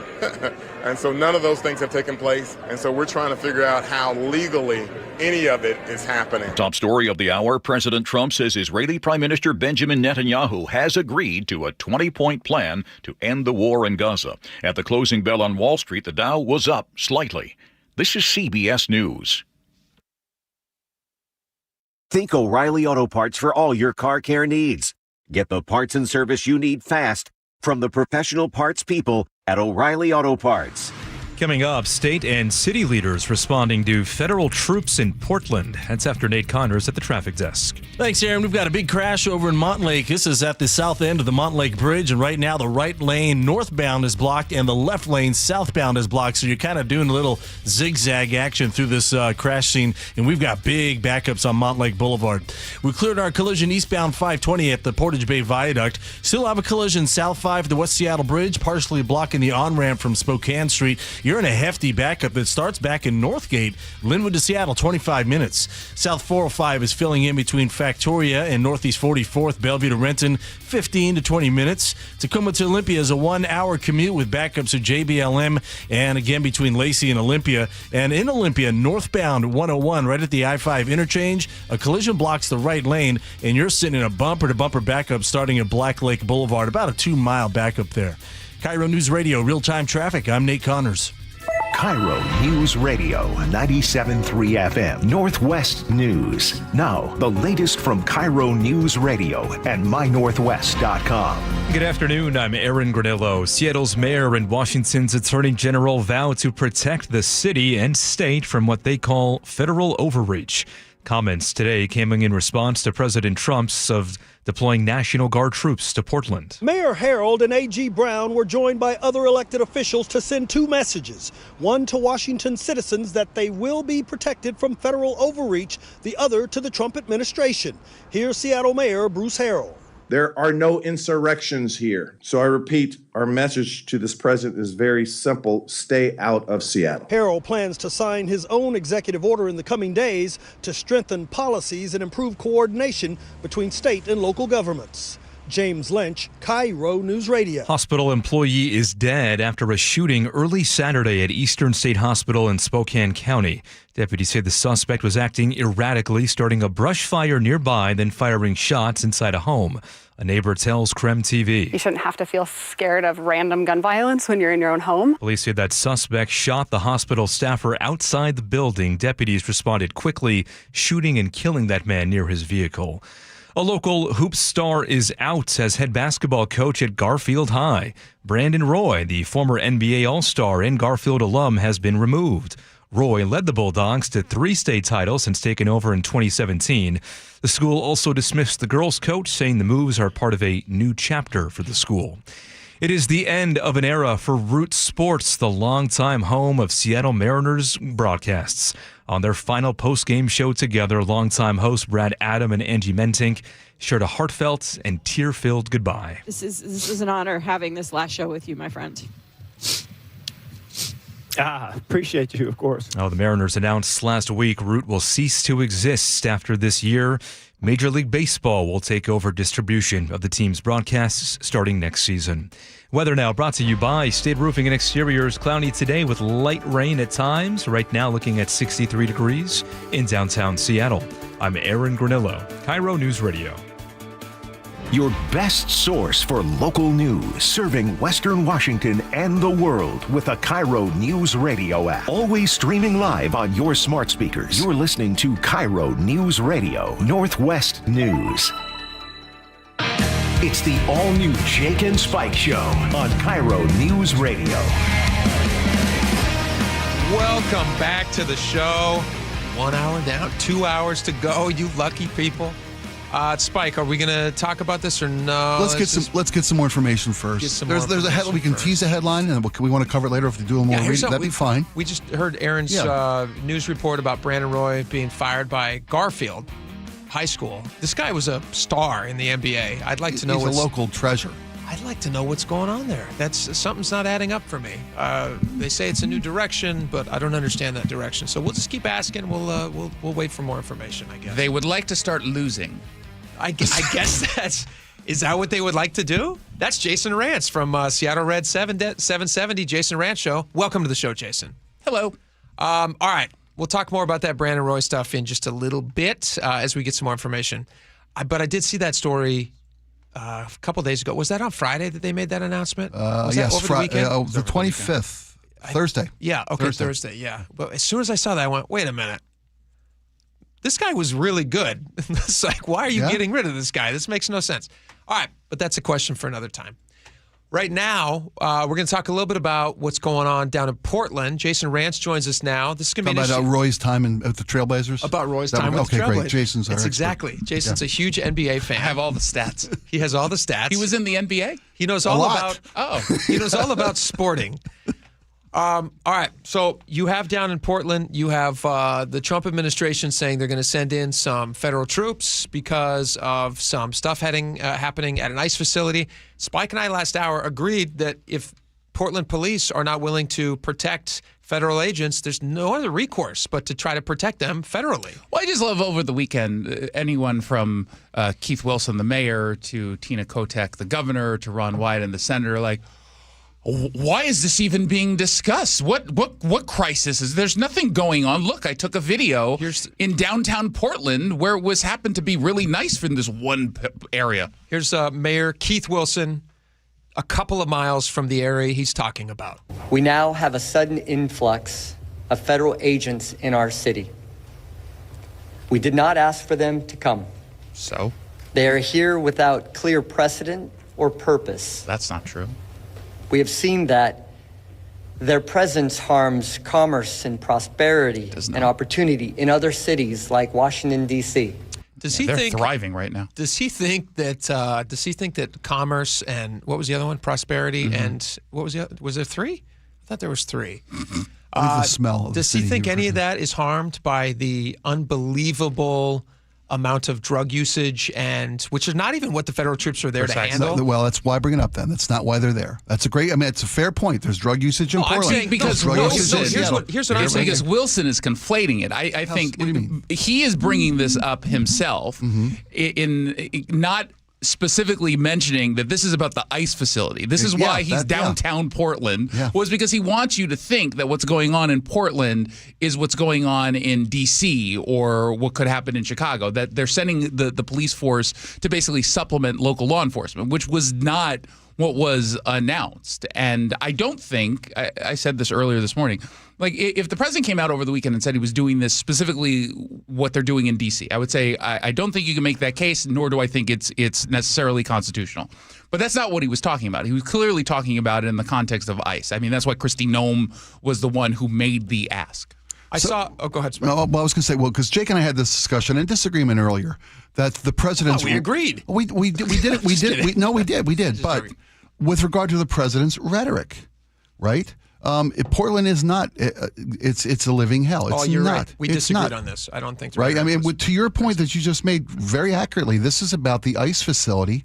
Portland's inability or unwillingness to provide adequate security and law enforcement to people breaking the law outside this ICE facility. So when the president says, that they've lost the city, that's not. He's accurate. using hyperbole. There's no doubt he is using hyperbole and he's not a stupid in this man. context. He's using it for a reason. That's my fear here. Well, I think he's bringing that language up. I think because it's supposed to get you to think about the lawlessness that was overtaking the city of Portland for a couple of years back in 2020. I think he's clearly making reference to that. Is it the same thing? No. Is it the same issue? No, it's related, but it's not the same issue. Is it some of the same bad actors? Yes, and that's what he's trying to go after.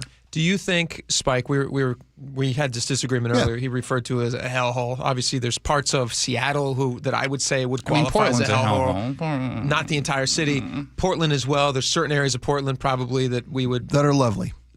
I'm sure that are lovely. There's also parts. If you're looking for fentanyl, there are portions of the city you can go there too. Yeah, probably not want to If you want to set up a homeless, encampment, there's not much room left. Do you think we played this audio earlier? But do you think that this is an accurate description for this woman? Would she describe her current neighborhood right across the street? It's a very residential area. There's a lot of apartment buildings and there's a low-income housing apartment complex, which is where this lady came out of, I believe. Yeah. Would you describe for them as this area being a hellhole? They're having to endure this every night. This clip went viral and was kind of famous. Down! It's midnight! I will turn it down. I would love to. You just have to ask nice, and I'm being nice even though you're screaming at me. You! Okay. I'm coming back every night! I'm destroying and wrecking your... Yeah, she must be stopped. She should be locked up. You're right. We the people need sleep! I'm telling you to shut the See, that's three F-bombs. How much we got to put up with? So rude. So rude. Get rid of this lady, right? No, but I think she's speaking for the residents in that area who are clearly, if you're every single night going to bed for months on end with people blaring things, breaking city noise ordinances, when you finally sue them and then the city comes back and says, hey, you know what we've decided to do is to actually let them go ahead and ignore the noise ordinances because we don't disagree with the politics of what they're doing. Garbage. That's garbage judiciary action. It's horrible. I would describe that as a hellhole. If I was stuck in that area, this woman tried to fundraise to move. She couldn't afford to move. She said, I can't live my life here anymore. Please, somebody help me get out of here. She's limited on her means. I don't want to be in this hellhole anymore. My words, not hers, although maybe her sentiments. But I do think that is, I do think that's a fair description of this specific area. If that was what he was referring to as a specific area, I'd agree with you. But it's not what he's doing. I mean, he hasn't been doing that in any city across the country. So here's a question for you. When the when the mayor of Portland is talking about troops in Portland, and he's saying that this is a great, lovely city and it's wonderful, here he is, just a little bit more of him. This is Keith Wilson. President Trump has directed all necessary troops to Portland, Oregon. The number of necessary troops is zero. Is zero, he says. Well, then do your job as mayor and as director of your city. So I'm with you. Yeah, and this is the part that I think should be to someone who's against this move from the federal government. This was what should be the most annoying to you.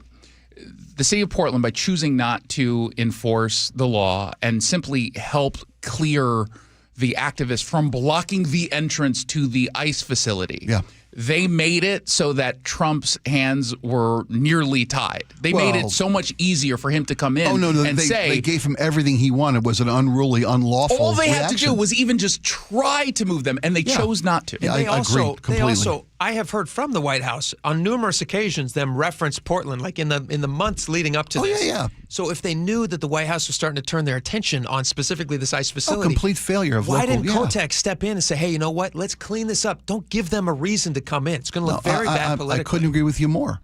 They've given Trump everything he's wanted. He wants this kind of reaction. So here's a question for you then. This is just a little bit ago. This was Mayor Bruce Harrell speaking about Seattle, and he said he echoed. Almost, it's like he was reading from a very similar script as doesn't work for Sinclair, does he? Tina Kotek. Oh, sorry, couldn't resist. So this was Mayor Harrell just a little bit ago. At least I personally believe and professionally believe that Trump's actions are distinctly un-American. That to have to consistently sue the federal government for the actions that a president is taking, I will say is absurd. And we are fortunate here to be so united to make sure that this kind of okay, continue. Tyrannical style. It's like Mad Libs. I need a new word. Is not here. successful here in Seattle or in our state. We, to not mince words, we do not need the federal government bringing in armored vehicles, semi-automatic weapons, military personnel to make, quote unquote, us safer. There is not an insurrection here. His strategy, and I'm referring to President Trump, his strategy only serves to escalate tensions and continue to breed mistrust. Our message today is very clear. Stay out of Seattle. Jason, what's your response to this? This dude is desperate for Trump to send troops here. Right? Bruce Harrell wants that to happen. Spike, he wants this to happen because he is in the middle of a losing re-election to someone who is progressive, and he needs some sort of issue that will bring him over the top and get people on his side. And there's nothing that this mayor loves more than talking a big game, and to get out there and pretend that you're some sort of hero fighting the authoritarian in chief. He's desperate for that because that's something that he has right now, the mayorship, that Katie Wilson, his opponent, does not have. And he can use this as a new rallying cry for his campaign, which is clearly in trouble. I mean, he had a horrible performance. I wouldn't dispute any of what you're saying. I think he wants that desperately. He's inserting himself in here. Seattle has not been mentioned by the president in any meaningful way. In fact, the last time he brought it up, it was kind of dismissed. He kind of pushed that aside and then started to talk about Portland. So he's inserting himself here because he wants to get some of the attention. He wants to get he's looking at Keith Wilson and saying, man, I could do this so much better.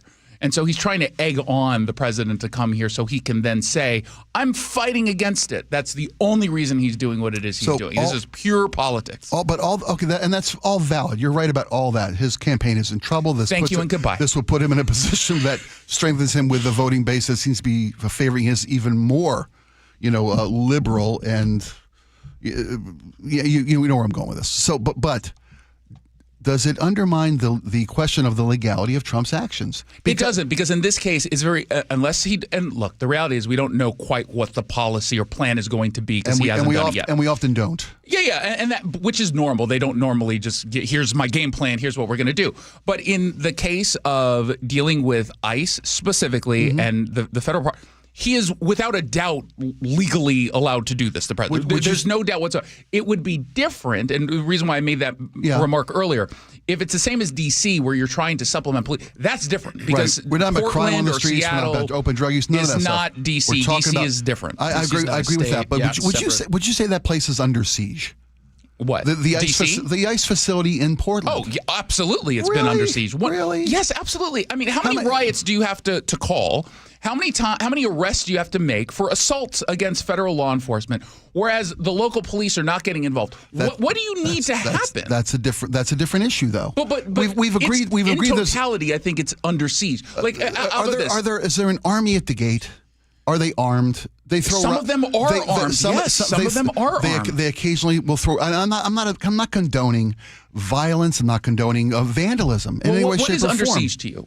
How would you define under siege? Well, you have to send armed troops with heavily armed troops with armored weapons. Was D.C. under siege on January 6th? Yes. Where were the weapons? Where was the army? Ask the president of the United States at the time. It was a wild group. Well, you can ask Nancy Pelosi, who's actually in charge. Has nothing to. Don't even go there. Has nothing to do with the National Guard deployment in D.C. Nothing. In one case, a rowdy crowd that's violent is under siege. The other case of a rowdy crowd that's violent is not under siege. There were how many arrests were made on January 6th? How many arrests were made? I have no idea. 1,000? More than what's happening, not 1,000, but more than what's happening in arrests, I don't think so. There were hundreds and hundreds of arrests. More than what's happening in Portland. Does not matter to me. It's still under siege. Now, you can argue it's like a different level of siege. Okay, fine. Well, I'm not the whole point is but I think the president is overreacting. I think he's painting a picture that is not realistic. So I think he's sending a message that's an important one, which says you do not get to attack federal law enforcement. You do not get to determine immigration control. Agreed. You don't get to block our access in and out of a building. Couldn't agree with you more on any of those points. Message. And if that message were coming from the city of Portland and they were participating, then I would say, you know what, maybe we could give them a little bit more time. At least they're trying. They weren't even trying. And I conceded that point an hour ago, and still to this. You're absolutely right. Portland begged for this to happen by their failure to be responsible to their citizens. Provide a safe place, not just to live across the street from, but a safe place for the federal government to do the work of immigration enforcement. In all of this, have we heard a single Portland lawmaker or Democrat in Oregon who talked about that woman across the street and said, you know what, it's not fair. I agree. I understand why the protesters are doing what they're doing. But I agree with you. Complete failure on their part. They're not even trying. Yeah. And that And when they do try, they blow it. They go to court and say you're allowed to blow music, out of your speakers at all hours of the night. You're right. They've completely blown it. And if this were in reverse, if it was some MAGA crowd going up against the Biden administration, they would not be taking the same posture. So they brought this on themselves. This is a nearby resident who was speaking about living near the ICE detention facility in question. I am so happy that just listen in the background. Just imagine if this was the soundtrack of your neighborhood.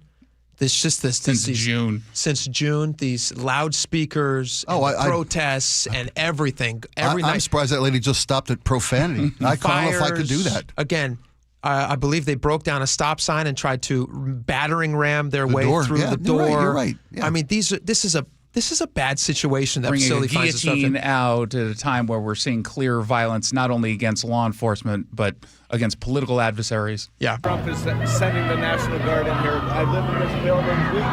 We both live in this building. We've been asking for help for months, and we're finally going to get it. When do you think they're coming? When?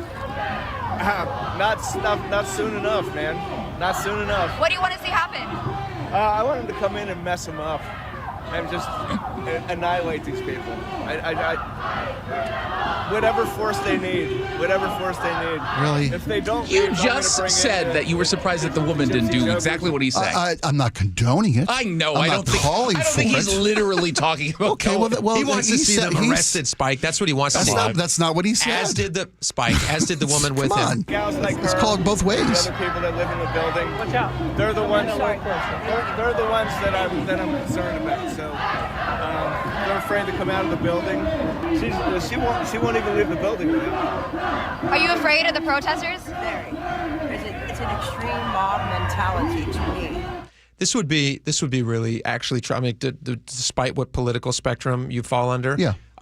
to live in that area and to be forced to question whether or not it's safe just to leave your building. I agree. I couldn't agree with you more. Stressful. And the people that protest to this level of civil disobedience, violence, vandalism, they're idiots.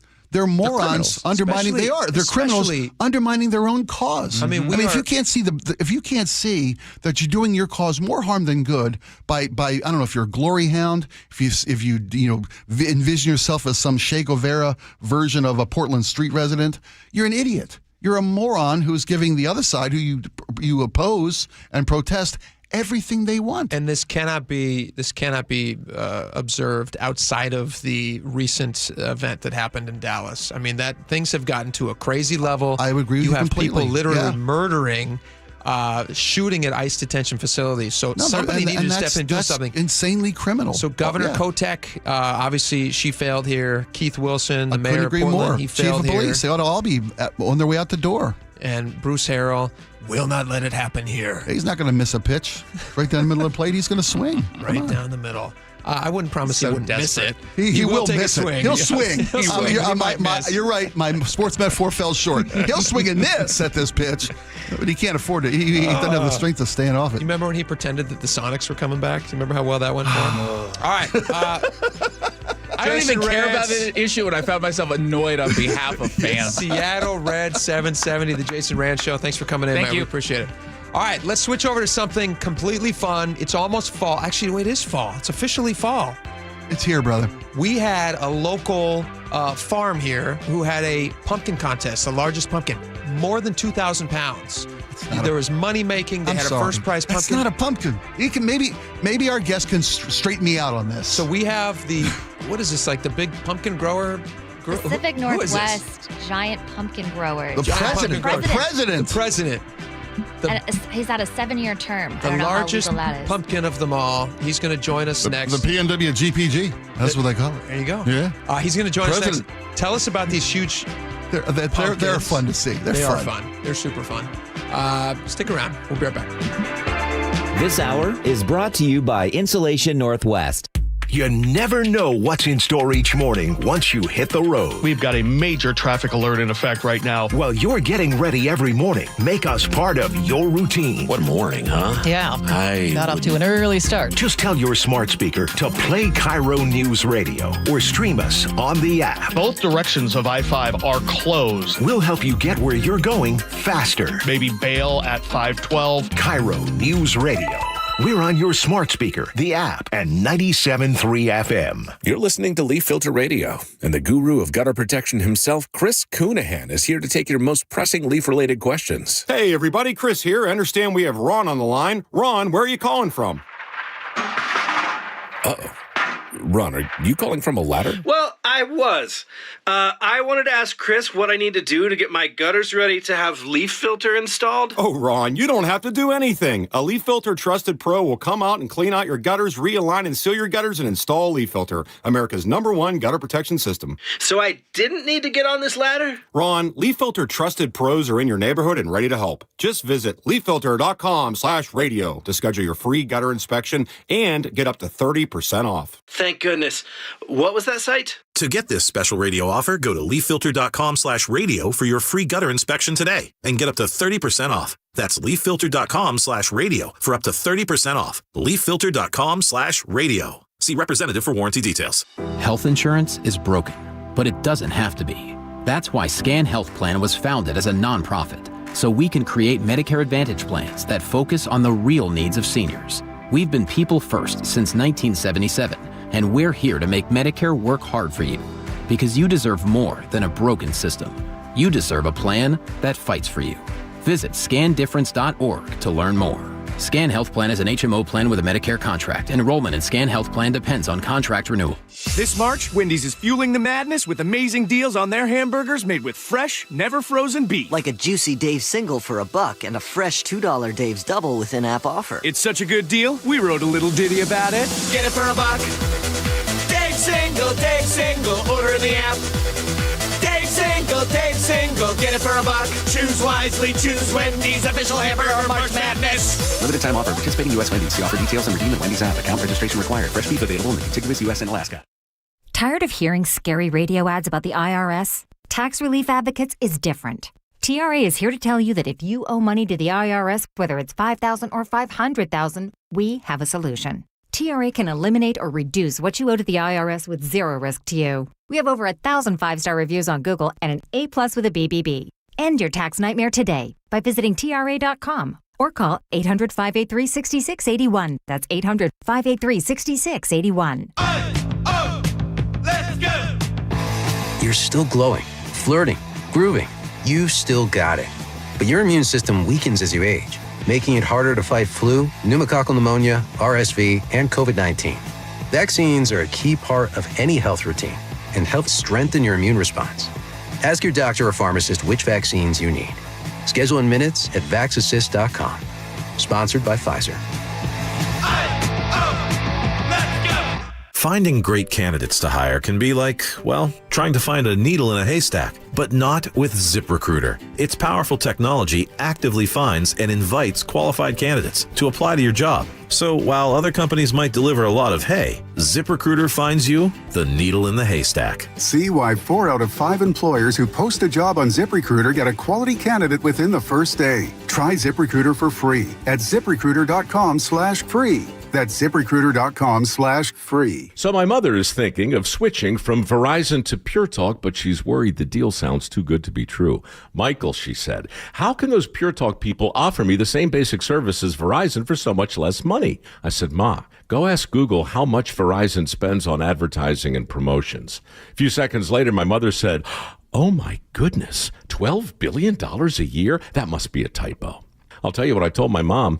It's not a typo. Verizon spends $12 billion a year on advertising and promotions, and their customers are paying for it. Well, Pure Talk doesn't spend that kind of money on commercials. Trust me, I would know. That's why they can offer you and my mother unlimited talk, text, and plenty of data on a crazy fast 5G network for just $25 a month. And if you're a business owner, you could really save a fortune. Dial pound 250, say the words Mike Rowe, and you'll get an additional 50% off your first month. That's pound 250 Mike Rowe.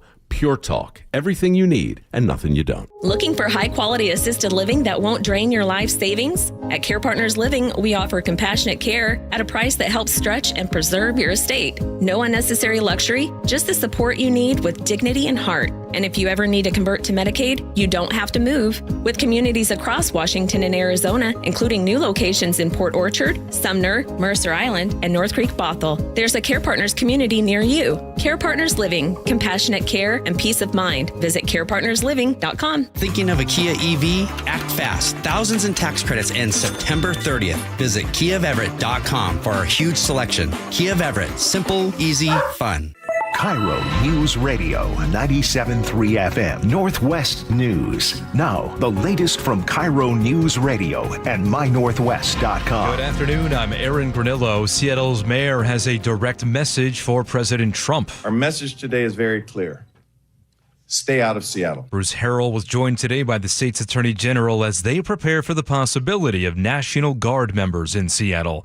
It's already happening in Portland, where the president says ICE facilities are under attack. First floor windows and windows on the front entrance to this ICE facility in southwest Portland are boarded up from past violent exchanges. On the sidewalk, a small tent city where protesters have been camped for weeks. Those exchanges between federal and local officers and protesters have included rubber bullets, tear gas, rocks, and vandalism. Residents are condemning President Trump's sending military troops here. I mean, what do you expect when people are mad? I mean, they're going to do something. There is certainly a tension in the air in Portland. Luke Ducey, KIRO News Radio. And the state of Oregon has now sued the Trump administration, arguing the president is overstepping his executive authority. President Trump hosted Israeli Prime Minister Benjamin Netanyahu today, discussing a peace plan for the war in Gaza. Here's CBS's Matt Piper. The White House released a 20-point peace plan to end the war in Gaza. While Israel's leader says he's accepted it, there's no word on how Hamas will respond. If accepted by Hamas, this proposal calls for the release of all remaining hostages immediately, but in no case more than 72 hours. Prime Minister Benjamin Netanyahu. This can be done the easy way, or it can be done the hard way. But it will be done. Matt Piper, CBS News. Now to the closing bell report, and starting today, the FAA will once again allow Boeing to weigh in on whether some 737 MAX and 787 airplanes are airworthy. KIRO Newsradio's Frank Lindsay explains. The FAA stopped allowing Boeing to issue airworthiness certificates for 737 MAX airplanes in 2019 during their return to service after 2 deadly crashes. Same thing happened for Boeing's 787 planes in 2022 because of production quality issues. The FAA will continue to check Boeing's work. Frank Lindsay, KIRO News Radio. Close today on Wall Street, the Dow up 69 points, NASDAQ ahead by 107, S&P 500 added 17 points. Now to the real-time traffic desk. Here's Nate Connors. Thanks, Aaron. Good news out there. We cleared a number of earlier crashes, including Montlake. All lanes are back open on the Montlake Bridge. There are still some heavy backups in the area, though. We cleared our collision South 5 at the West Seattle Bridge. The backup is thinning out, but you're still crowded from Northgate, Linwood to Seattle, right around 25 minutes. North 5, we're doing okay. Just a brief backup there at the West Seattle Bridge to get through. Southbound 405, pretty thick now through Factoria. Bellevue to Renton still looking good at 15 minutes. In Pacific, northbound 167, just a reminder, we're packed through the lane closures. 15 minutes to clear this 2-mile backup. Tacoma to Olympia has improved to 45 minutes. And in Olympia, we cleared our crash northbound 101 at the I-5 interchange. KIRO News Radio, real-time traffic. I'm Nate Connors. Cloudy today with light rain showers off and on and highs in the upper 60s. Your forecast brought to you by State Roofing and Exteriors. I'm Aaron Granillo, KIRO News Radio. Your best source for local news. You're listening to KIRO News Radio, Northwest News.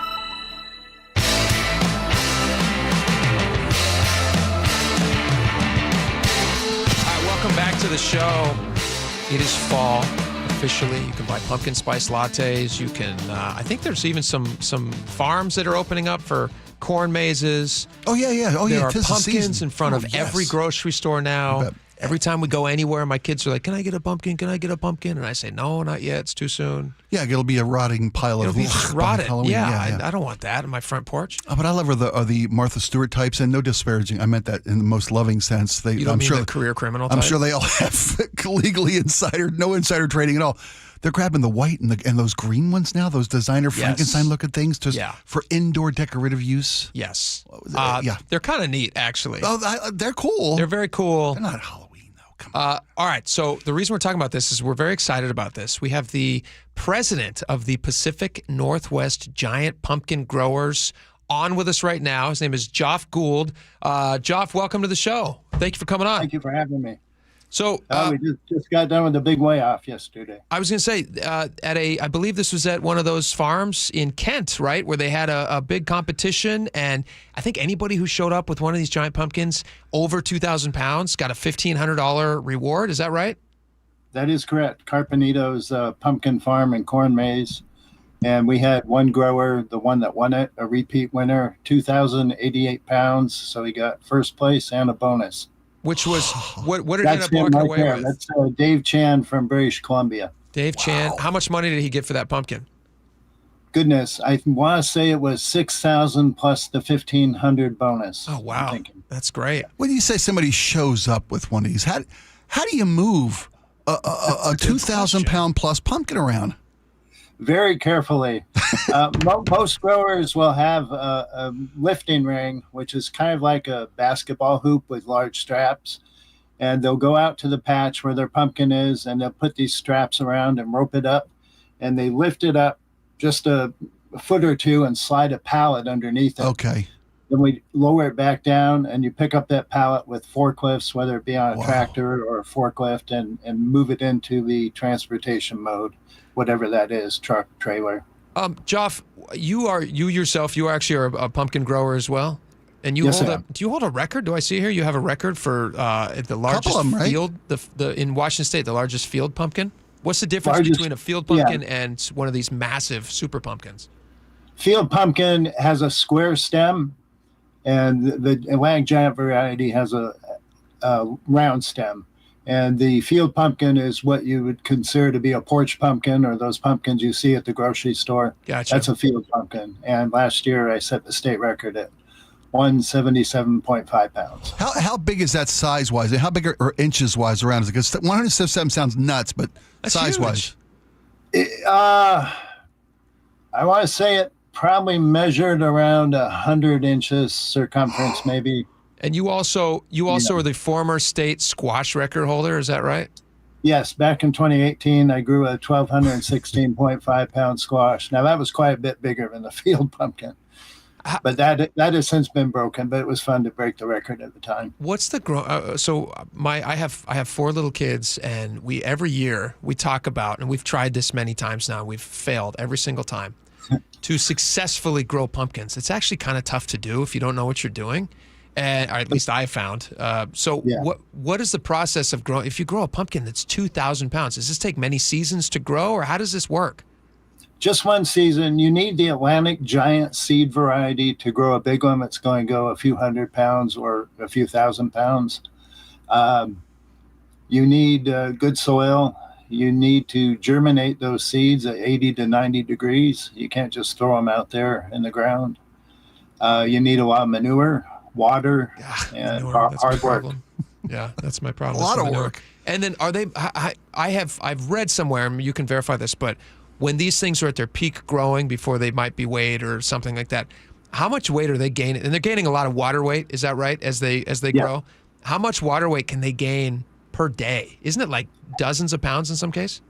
At their peak, it can be 50 pounds or more for some of these big ones. You think about it, the growers usually pollinate these around late June 23rd, 25th, and here we are at a weigh-off just a few months later, and it's gone from 0 to 2,000 pounds in that time. Holy smokes. That's amazing. You can actually see them grow in the patch. If you're in the patch in the morning and the night, you can tell it's grown that day. You can watch it grow right in front of your eyes. It's almost like bamboo. Have you guys ever seen bamboo? We have it. Hear bamboo grow. If you find a way to get rid of bamboo, tell me. Text the show, because I got so much bamboo I do not want in my yard. Here's what we need from scientists. I'm just thinking about this right now, but this is a great idea.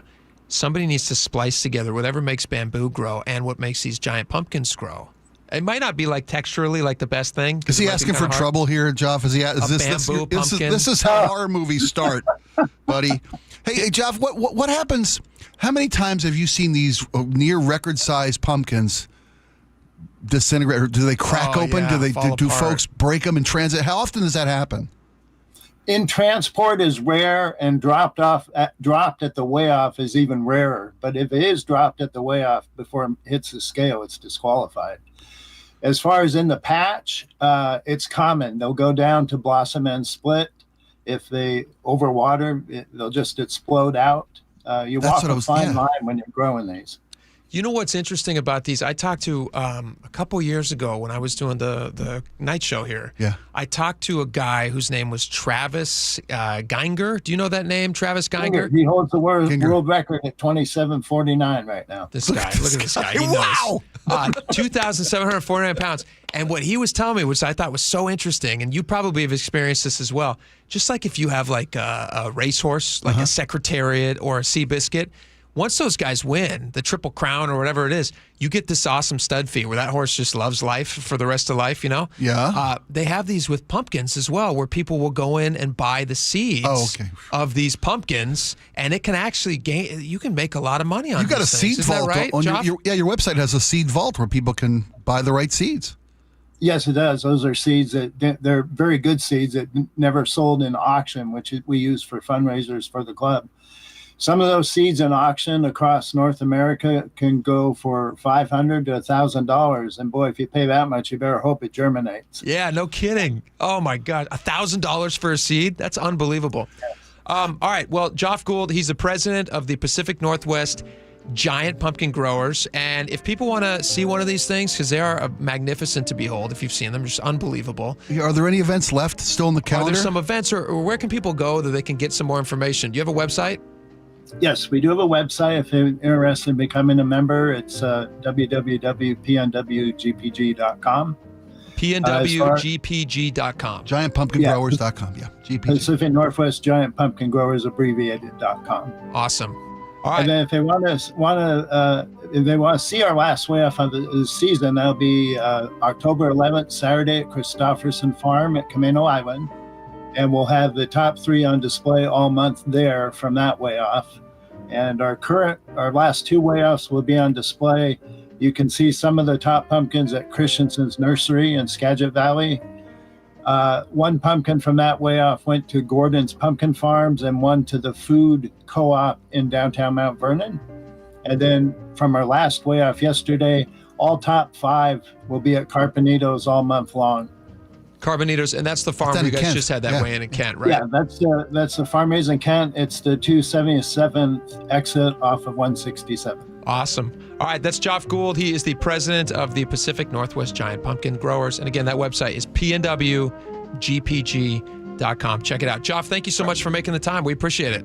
Thanks for having me. Have a good day. Awesome. Happy Halloween, buddy. Yeah, happy Halloween. What a cool thing it is to like. Can you imagine? Pretty amazing. How satisfying. I can't grow one, but we started down that road with him. We can, I don't know, ask him. My wife tried to grow pumpkins last year. Man, telling you what. Is it lack of manure in my yard? Manure in my yard. I do. I need some more manure. Some Zoodoo, maybe. Some Zoodoo, yeah. something. I don't want. My neighbors don't like us as it is. Listen, if I need to go out there early in the morning and help out, I'll do what I need to do.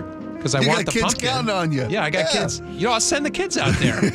Absolutely. All right, we got a lot more coming up. You will not be surprised by this news. They've done a survey, and they have found that Washington, we have a religious ranking. And so I want you to take a guess over the commercial break. When we come back, we'll tell you where Washington ranks nationally for how religious or not religious the state is. And we'll talk about whether that's a good thing or a bad thing. When we come back, stick around. The Closing Bell is brought to you by Trajan Wealth Management.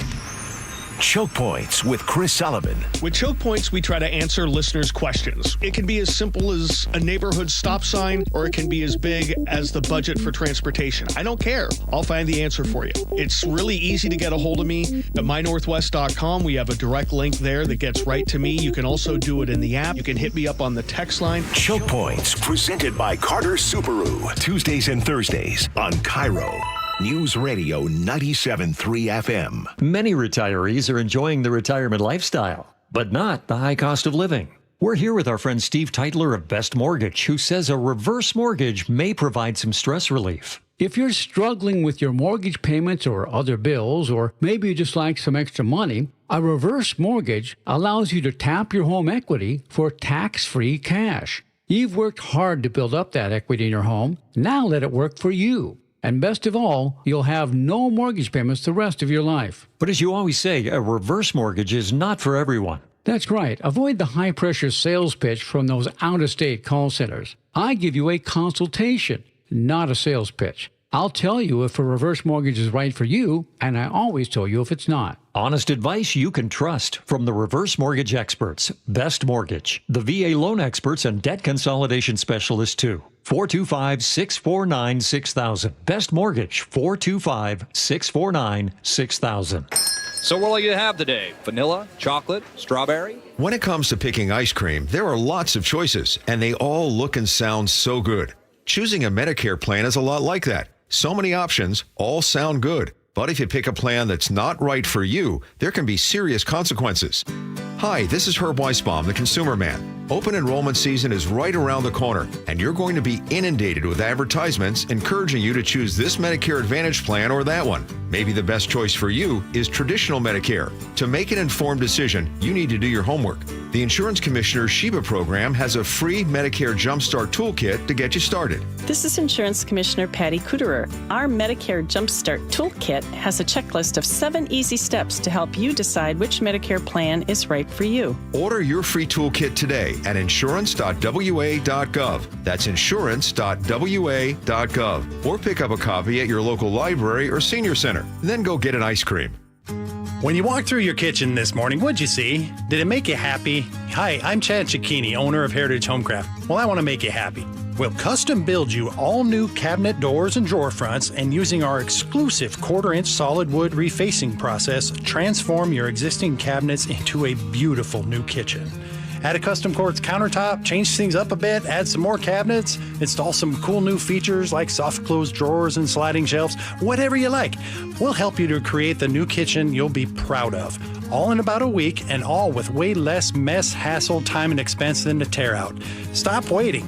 For 18 years, we've been honored to serve thousands of happy customers, and we'd love to serve you. Call today and I'll get one of our pros to come out and show you how easy and comfortable it'll be to get going on your new kitchen. Heritage Homecraft, 425-485-1600, 425-485-1600, or heritagehomecraft.com. Hey man, gaining weight, low energy, lost drive? It could be your testosterone. Revive Men's Health Washington helps men get their edge back. Meet Tyler, Revive Men's Health Director of Operations. When men start treatment, it's not just their labs that change. You see it in their posture, their energy, and how they walk into the room. That's why I do what I do.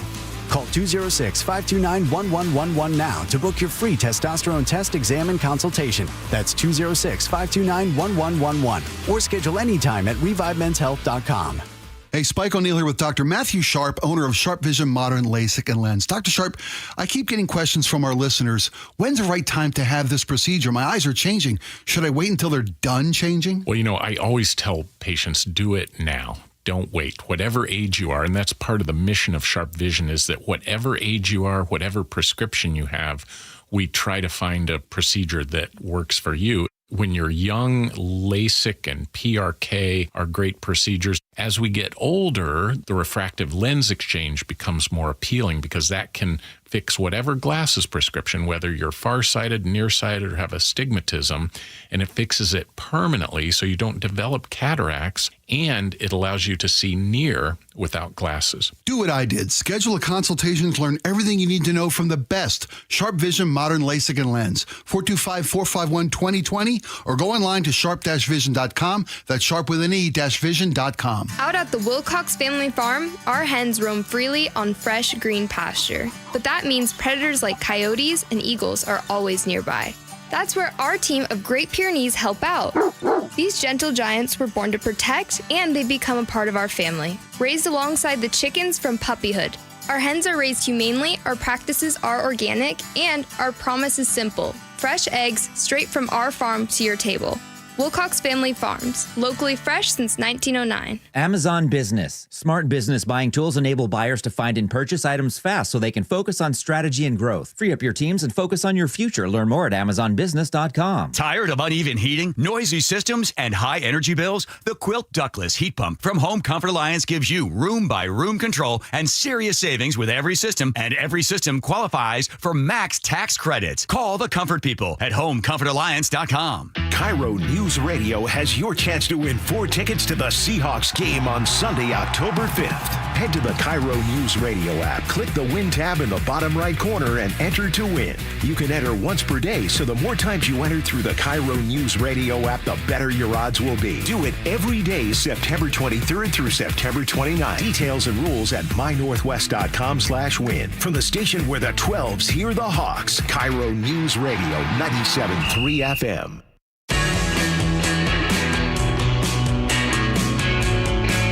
Welcome back to the show. Can't believe the 2 hours are almost over. This show flies by. Just flies by. I don't know what that is. Just saying about it. I can't. It's on the tip of my tongue. Time flies when something. Time flies when something. When they're paying you to be here? Because when they're paying you to be here. I think that's it. Time flies at work. That's not it. That's not it. I blew that. That's not it. All right. I saw this article earlier. That's not surprised me at all. Washington ranks among. They did a survey. Pew Research did a Pew surveys. So they survey on lots of things, and they did a religious landscape study. They surveyed 37,000 adults nationally. They asked them about their religious beliefs and practices, and do they attend church, and do they believe in God, and how often do they pray, all those different things. And then they grouped them all together and tried to find out who is the most religious and who is the least religious. The most religious state in the country is Mississippi, with 50% of the population being highly religious. Oh, wow. So these are people who not only believe but are also regular attendees and all this stuff. Sure. The least religious is Vermont at 17%.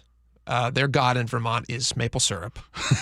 So they don't do a lot of. I guess they sell. They bow at the altar of fall foliage. Yeah, I guess. And Frost, the Frost King. And Frost. Yeah. And tap those trees. Bernie Sanders. Yeah. But Washington. Do you know where Washington ranks? Were you surprised by this ranking? I saw the ranking. I was not really surprised. I wasn't surprised either. Yeah. We're kind of a low religious state. People don't really get into that here. I've often heard of as Washingtonians as godless heathens. Have you heard that? Far too often, but yeah, I have heard that. My former boss, Dory Monson, he used to, every year there's a survey on this. Yeah. And it always gets worse and worse for Washington. He'd always refer to them as godless heathens. I always thought that was very funny. And true. And so I thought it was kind of an interesting article. See, I think it's better for Washingtonians that we fall where we do on the spectrum. Because it gives us somewhere to go? Well, because less people are vying for God's attention. When you pray in Washington, you've got a much better chance your prayer being heard because only 1 in 4 people in Washington. I can tell you don't spend a ton of time in church if you think No, I don't. Need... I don't get in your way. I'm just kidding. Yeah, no. I was not surprised by this. I wasn't either. At all. Yeah. Do you think this is a good or a bad thing? Should Washington try to up that number a little bit? I think it's fine. I think religion is a wonderful thing for anybody who puts their faith and their beliefs and their confidence and their choices in religion. I think it's a wonderful attribute to have, to be a religious person, a person of faith, a person of spirituality, whatever flavor of belief you hold. Got to believe in something. Some people are devotees of the Star Wars Force mentality. They said believing in something. A lot of people say that about Muslims. A lot of people say that about Christian fundamentalists. I don't pass judgment. No, I know. I do. I don't think there's any comparison between people who subscribe to the Force. The Force. To put good things into the universe, to expect good things to come back. You get back what you put out into the universe. So any credence to that? Just putting the Force out? Is that what you're saying? No. I think. Well, I can't speak to the Force. We'd have to ask my wife.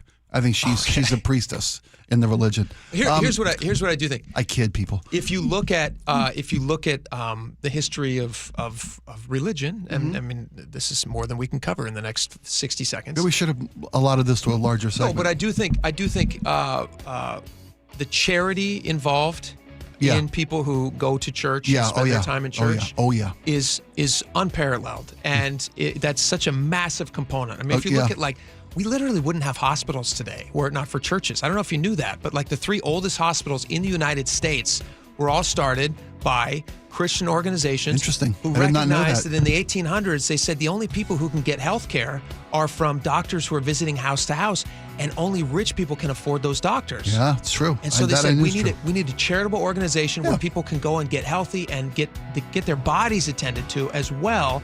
And that was the birth of the hospital in the United States. That's wonderful. And I'm with you, man. Religious tenets and the dedications to charitability and all those things are wonderful. God sends, I might say. Do better, Washington. Yeah. Do better. All right, we got a lot more coming up. Stick around. Deep to right field. There it is, number 60. He's Rick Riz, the voice of the Mariners for 40 years. And every Thursday morning at 7:15, it's the Rick Riz Show with Seattle's Morning News. Winning the AL West, what this means for fans and how important this is. My goodness, it's the first time in 24 years. Think about it. 24 years ago, Ichiro was a rookie. There's the joy behind that feeling. Get the full conversation on the KIRO Newsradio app and at mynorthwest.com. Comcast Business can help turn your small business into a connected, secure, modern business. It's how restaurants become reliably up and running neighborhood favorites. How healthcare offices become the data-protecting caregivers that we all depend on. And how wealth management firms become cyber-securing guardians of your information. With reliable connectivity, enhanced cybersecurity, and Wi-Fi backup, your business can stay connected and get threat-ready with Comcast Business. Powering possibilities. Now through November 16th, new Comcast Business customers can get started with 150 megabit internet plus security for $59.99 a month for 12 months with a 2-year agreement.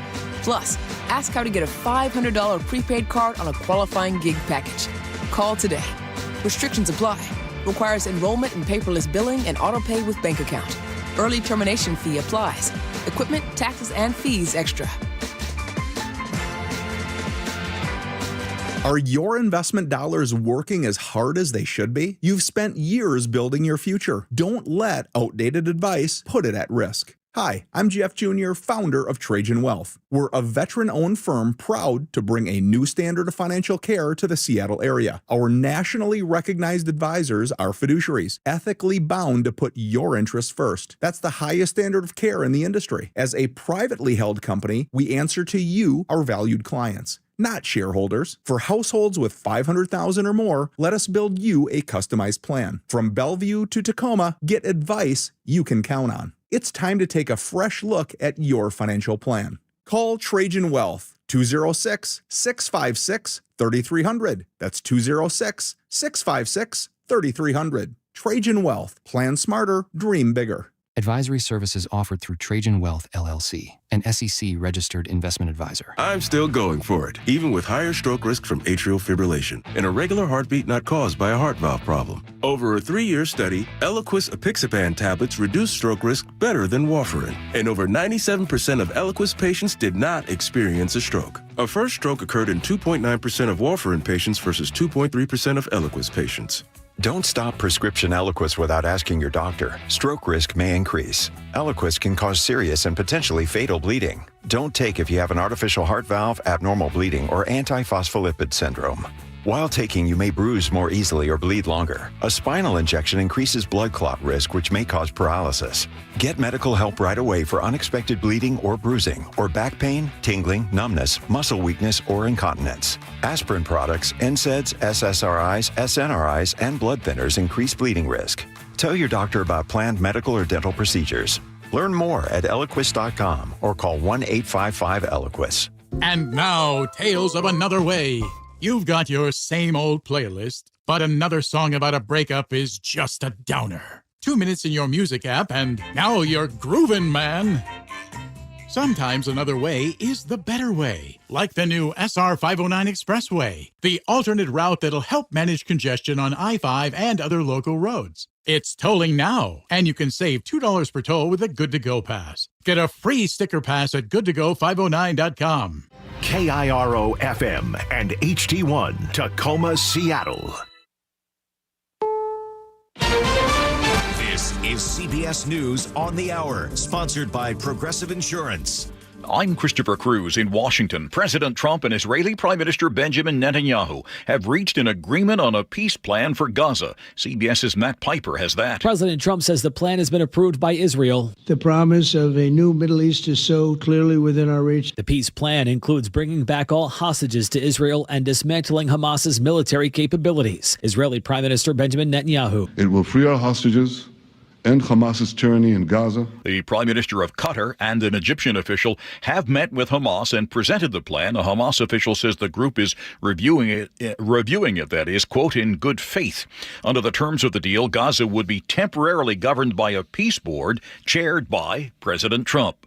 As discussions continue on an end to Israel's offensive in Gaza, the humanitarian crisis there continues to worsen. Here's UNICEF's Ricardo Perez. We estimate that at least 25 babies are currently in Gaza City, depending on incubators. It is time to move them because Gaza City has become a combat zone, but moving them where? There is no safe place for them to go. Hundreds of generals and admirals have been summoned to Washington from around the world to meet with Pentagon officials this week. CBS's Willie James Inman says the flag officers will also hear from their commander-in-chief. It certainly is raising a lot of eyebrows here in Washington, but we know that the president will attend this meeting, and something that the Secretary of War has essentially called for these military leaders to gather at the same place at the same time, drawing a lot of pushback from some members up on Capitol Hill. President Trump, Vice President J.D. Vance, and Republican and Democratic leaders of the House and Senate have just ended their meeting at the White House over how to keep the government from shutting down. Vance said if that happens, it will be the Democrats' fault. We think it's totally unacceptable, and we think the American people are going to suffer because these guys won't do the right thing. Senate Minority Leader Chuck Schumer wasn't optimistic either. If he will accept some of the things we asked, which we think the American people are for, on health care and on rescissions, he can avoid a shutdown. But there are still large differences between us. The woman who fleeced J.P. Morgan Chase in a $175 million sale of the financial aid startup Frank in 2021 is going to prison. Founder Charlie Javis was convicted of fraud in federal court. Today, she was sentenced to 7 years in prison. At the closing bell on Wall Street, the Dow was up slightly. S&P 500 up more than 0.25%. The Nasdaq was up almost 0.5%. This is CBS News. Sponsored by Progressive Insurance. Get renter's insurance to protect the things that make your place a home, including coverage for theft or damage. Visit Progressive.com. Well, preparing for the possibility of federal troops in Seattle. That's coming up after Nate Connors at the Real-Time Traffic Desk. Thanks, Aaron. Seattle Sports has our update. In Bellevue, North 405, you're bumper to bumper from Southeast 8th up to 520, where WashDOT just wrapped up some emergency road repairs. They had 3 lanes shut down for a bit, but everything's open now. South 405 is heavy from Southeast 8th down to Cold Creek Parkway, Bellevue to Renton, 25 minutes. Our lake bridges continue to look great. South 5 heading into Seattle, you're slow from the U District to I-90. Linwood to Seattle will take you 20 minutes. South 5 filling in along South Center right now. Seattle to Federal Way is up to half hour. Once in Federal Way, North 5 heavy between the Fife Curve and State Route 18. Tacoma to Federal Way is 20 minutes. And up in Everett, eastbound on the Boeing Freeway, you're packed from the Boeing plant over to I-5. Download the Seattle Sports app to stay in the know with the latest news, scores, and opinions about your favorite teams. KIRO News Radio, real-time traffic. I'm Nate Connors. KIRO News Radio, 97.3 FM, Northwest News. Now, the latest from KIRO News Radio and mynorthwest.com. Good afternoon, I'm Aaron Granillo. Washington's Attorney General joined Seattle's mayor today after President Trump authorized troops to protect ICE facilities in Portland. KIRO News Radio's James Lynch has more. Neither Mayor Harrell nor Attorney General Brown have received any federal communications that Seattle will be targeted next, but they say they look at social media like the rest of us and they hear the threats from the federal government. To those threats, A.G. Brown says, Washingtonians have spent many years loudly and clearly rejecting his vision for America. And it's entirely possible, based on the president's comments, that what we're seeing in Portland will be attempted here. Mayor Harrell plans to sign a new executive order to strengthen policies and improve coordination in the state. James Lynch, KIRO News Radio. Man accused of stabbing 2 women to death earlier this month in Burien pleads not guilty today. Here's KIRO 7 TV's Runji Sinha. Marvin Ortiz Montesinos was in a courtroom here at the Regional Justice Center in Kent. Now, we've already gotten a look at court documents that say he was mad over a breakup with his girlfriend. That's when he went to the Montrose Apartments on September 8th and stabbed her and her roommate dozens of times. His next court date is October 23rd. Bond is set at $10 million. A strain of Mpox has been found in wastewater in Pierce County. KIRO 7 TV's Lindsay Sheldon has details. Health officials say they don't know who has the virus or where they've recently traveled. Symptoms of Mpox include a rash that looks like bumps, blisters, or ulcers. Most people recover in 2 to 4 weeks, but the disease can be serious for kids, pregnant women, or those with weaker immune systems. It was a heartfelt and tear-filled farewell for the Root Sports on-air crew. Yesterday was their final Mariners broadcast. Veteran reporter Jen Mueller giving thanks to her longtime colleagues, Brad Adam and Angie Mentink. Brad and Angie, I'm not even worried about ugly crying on TV because there's nobody back at the studio to cut a blooper reel. So I feel pretty safe in this. I love you, Brad and Angie. I have loved every minute. This is my final broadcast with this group. Well, the Mariners announced last week Major League Baseball will take over the team's broadcasts starting next season. Weather now brought to you by State Roofing and Exteriors. Cloudy today. We'll see light showers off and on this afternoon. Highs in the upper 60s. Right now 63 and cloudy in downtown Seattle. I'm Aaron Granillo, KIRO News Radio. Your best source for local news, serving Western Washington and the world with the KIRO News Radio app. Always streaming live on your smart speakers. You're listening to KIRO News Radio, Northwest News. It's the all-new Jake and Spike Show on KIRO News Radio. Welcome back to the show. 2 hours down, 1 hour to go. Jam-packed. Tons of stuff. If you guys want to text us, we're going to do our, we'll read some of the best and brightest of those text messages in just a little bit. 888-973-5476. Get those in right now, early and often. Those will be at 2:45, at last segment, 2:40 something. All right, today, you may not know this, but today is National Coffee Day. So in order to salute that, we thought we'd talk about all the locations that Starbucks is closing. And we'd also like to play this music for you because it's a great song, and I like this music. Way down among Brazilians, coffee beans grow by the billions, so they've got to find those extra cups to fill. Sinatra is the best. They've got Nothing enough, better. Nothing lot better. of coffee in Brazil. Yeah. You can't get cherry soda 'cause they've got to fill that quota. And the way things are, I'll bet they never will.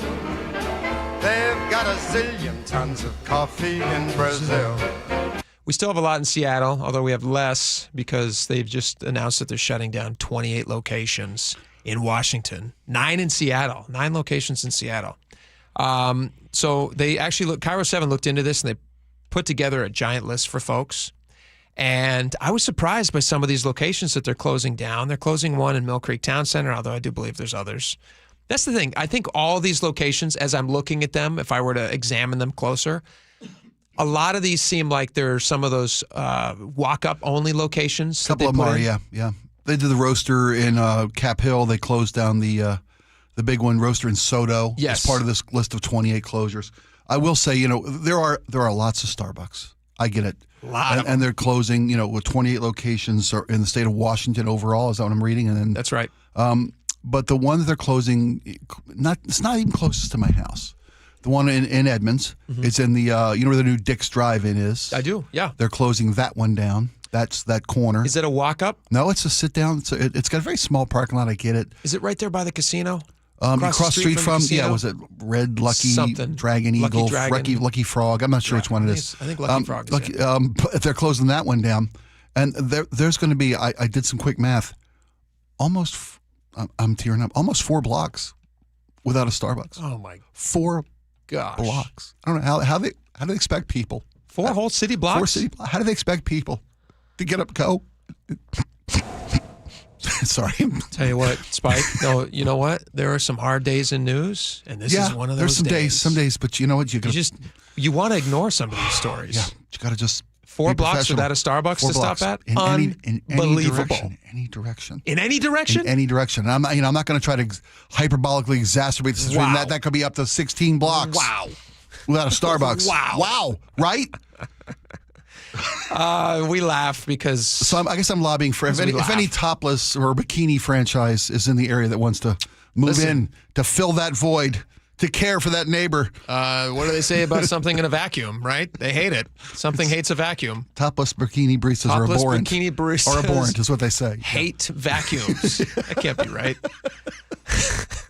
They're closer to the one closest to this station. Yeah. Which I think is really what we ought to be focusing on. Yeah. You can't chuck a dead cat without hitting a Starbucks in Seattle. This is, Starbucks had a comment about this. This is, since we've already opened numerous coffee houses over the past year, our overall company-operated count in North America will decline by about 1%. They're closing, again, 900 locations. So that's only a 1% decrease. Wow. In the fiscal year 2025, after accounting for both openings and closings, we will end the fiscal year with nearly 18,300 locations.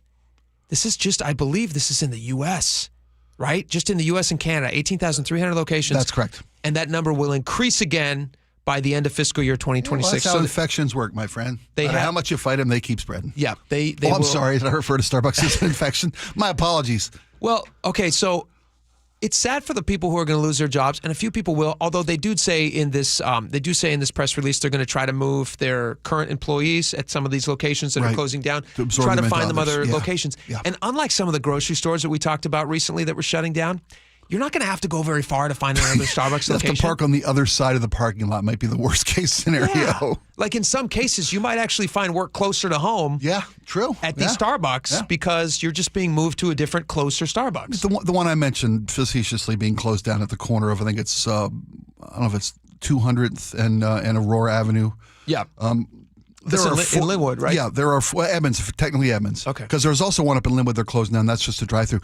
But there are like 4 Starbucks between my house and that location. Yeah. We'll be fine. You'll be fine. I care about others. It's not me. And I don't even believe they're talking about closing any of those in the grocery store locations, which is, I feel like can't walk into a grocery store without there being a Starbucks in there. No matter what line of groceries No matter what grocery store you go into. Whichever big monopoly chain. I've seen them in QFC. I've seen them in Safeways. I've seen them everywhere. Yeah, Fred Meyer. Of course, being said, Kroger has them. Yeah.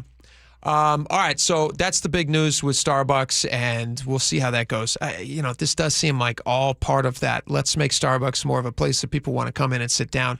Again, like you mentioned, a lot of these are drive-in only locations. Or all the ones that are just like mobile order pickup spots, Those are gone. Yeah, and you got to give the CEO credit, man. They're changing things around. Times are changing. It's almost 6 years since the pandemic. Those were extremely popular during the pandemic. Yeah, yes. But that's not the model that they want to chase anymore. They want to feel like this is going to be a place where people want to come and sit down, inviting ceramic mugs, music playing over the speakers. Yes, comfortable chairs. Friends. This is what people want. They want to watch Friends. They should just start airing old episodes of Friends in Starbucks and just seeing how that works. That's actually not a horrible idea. Not a bad idea. It's not a bad idea. Side note, did you see they actually opened a Friends coffee shop? What was it called? Was Central it called Perk. Central Perk. Yeah, a play on the New York locale. I believe in New York they opened up a Central Perk, and it is a perfect total replication. And it is a recreation, you're right. Yeah. And it's going to be a permanent thing. It's not just like a pop-up fun store. Oh, good for them. That's a smart business model. It's a totally smart business model. All right, so that's Starbucks. You think if I opened like a healthcare clinic that was designed after a MASH tent from that TV show, would that have any kind be interesting. Would that be marketable? If they played the music and the show MASH, I don't think so. And all the jokes, all the doctors made wisecracks the whole time. Yeah. Maybe hit on the nurses while they're in there. I see the problem with this. It's an antiquated, dated. It would be funny though. I mean, it would be interesting at least to see how that goes. Yeah, well. Can we talk about this real quick? I thought this was really interesting. We talk about all the time a housing shortage in Seattle. Yeah, there's sure. I mean, Mayor Bruce Harrell has put together a plan where.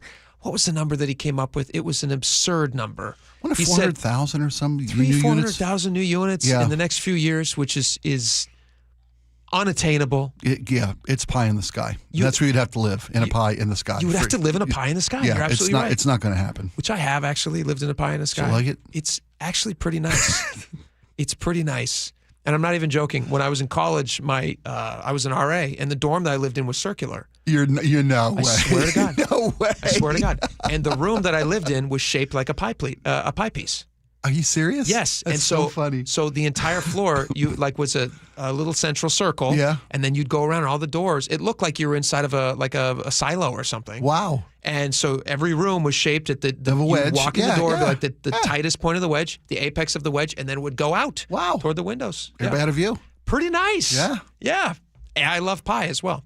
But in Seattle, there's a huge housing shortage. And Seattle Times had an interesting article. They talked to a bunch of homeowners who have rooms to let. Or actually, they don't have rooms to let. That's the problem. Oh. Literally thousands and thousands of rooms that are going unrented in Seattle.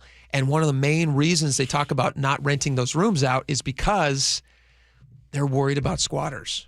Regulations that would protect the renter more than the homeowner. I know about the squatter problem. Yes. We've had firsthand within the building people who had personal friends who properties were invaded by squatters and the fight. I mean, they have more rights than the property owners. I didn't realize that because we're talking about people with empty rooms in their home, which we are. Yeah. As a family, my home is much bigger than the missus and I need. You could make some money on that room. And I hadn't contemplated I could rent a room to somebody and they would have squatters' rights. If I was also, I mean, I'm living in the home. That's my kitchen. That's my bathroom. Well, but you're it's renting not. a room. As soon as you rent it out to somebody else, they have equal protection for those spaces. You're kidding me. And the problem, though, is that if they decide to stop paying you rent and they take you to court and all these various things, it could be very tricky. And so for folks, a lot of folks, according to the Seattle Times piece, they talk about this one guy, Larry Kreitz. He's a longtime rental property owner in Seattle. This is what he had to say at Seattle Times. He said he used to rent out the upstairs section of his first house, but today he said he wouldn't rent to somebody he doesn't know due to new landlord-tenant laws if his relationship with a renter went south or they stopped paying. Kreitz worries that he'd be stuck living with them during the eviction process, which can take months. And I'll say this, Seattle Times says it can take months. It can take a lot longer than months, a lot longer. You can go to court and they'll set a court date 6 months in the future. So you can't do anything in that time. Holy. We talked about that guy. Remember the guy who was famous, who was living in his van? Yeah. What was his? There was a funny moniker they came up with him. He was like the homeless something. Boy, if I could remember things, that'd be better. But he was living in a van, not down by the river, just by his house. And Somebody was renting out his home, right? Somebody was squatting in his house. He rented out his house to somebody who then started squatting in it and not paying him. And then he found an online ad for the extra rooms in that house. That guy was renting out to people. So that guy, not only was he not paying rent, he was generating income for more than a year. He's generating income on a monthly basis. Legal protection to do this. And he had legal protection in Seattle because of it. Because of these laws. So we rent a room out to somebody in our home, right? Yeah. And they don't pay rent, and they go to work, and I throw all their stuff in the street and change the locks. You can't do that. I can't do that as a homeowner? You can't do that. No. They're protected. They have certain rights. That seems insane. Well, I understand the laws and rights are there for a reason to protect people from unscrupulous landlords. Yes. I understand if it was a matter of resolving it in a matter of days, then I totally understand somebody having the right to not be kicked out of their place without some due process. Because very often it's like, they said. Yeah. You said, they said, whatever. But because of all these renters' rights that have passed, they passed one, I believe, in Tacoma. Right. Seattle has a similar thing. You could get locked in with somebody for months and months and months, and you're not renting. I mean, this is not going to pay your mortgage, right, to rent out a room. It helps, but it's not going to pay your whole mortgage. No, it's not. Unless you have a crazy good rate from years ago or something, your house is paid off. So it's just not worth it. Just monetarily, for a lot of people, it's just not worth doing. Yeah, for us, it's I can't. It's just the privacy factor. I can't imagine a stranger living in the house. That's the other I've thing. got a neighbor 4 doors down from me that rents out. She has a tenant. Yeah, she's a single lady living at home alone in this home, and she's been there longer than we've been. For her home's probably paid for. She's got a renter that's been there a couple of years now. Sure, and it helps. Helps her with her bills. Yeah, helps make ends meet. It can be wonderful. There's a guy who in the Seattle Times piece, his name is Danny Greco, which sounds like a fake name, but it's a real name. He's a real estate agent. It's actually a perfect real estate name. Sounds like a Fox TV series character, doesn't it? Though I was going to say it sounds like Gordon Gekko. Yeah. Doesn't it? Okay. Oh yeah. From Wall Street. There you go, yeah. But it's Danny Greco. But he says that renting out rooms are also a great way. He calls it a house hacking practice, where if you're a young person who wants to purchase a house but can't afford to pay the mortgage yourself, you rent out your rooms. I can see that working bingo, for bango, people. bongo. Yeah. You're paying for somebody else is paying your mortgage. There you go. Which is fantastic if you can swing it. That's house hacking. But you have to qualify for the mortgage originally. All right. One more story. I just want to get this in because I thought this. I saw this story and it's like I saw an epiphany. I saw a bright light bulb flashing over my head. This is such a genius idea. I wish I could say I thought of it, and I did. Somebody's actually gone out and done this business that I thought of. Okay. So I'm giving them credit for it, although I will also take credit for thinking it's a great idea. Fair enough. Fair enough. What do you got? There's a company called Tin Can, and it was started by somebody who says that they were starting to recognize that their, I think 7-year-old kid in this case, was getting old enough to want to have conversations with their friends. But we live in a day and age now where you have, like in my house, we have 2 cell phones in the house, mine and my wife's. And up until very recently, we had no other way of communicating outside the house other than our cell phones. And most people aren't just going to hand your phone over to your kids. No. If you're like me, you think it's very dangerous just to hand a cell phone over to kids. And you're right. Yeah. You're totally right. I believe so. So a lot of people want to protect their kids from the dangers of what these cell phones can bring into their lives. So this company was started, and they are recreating the landline for kids.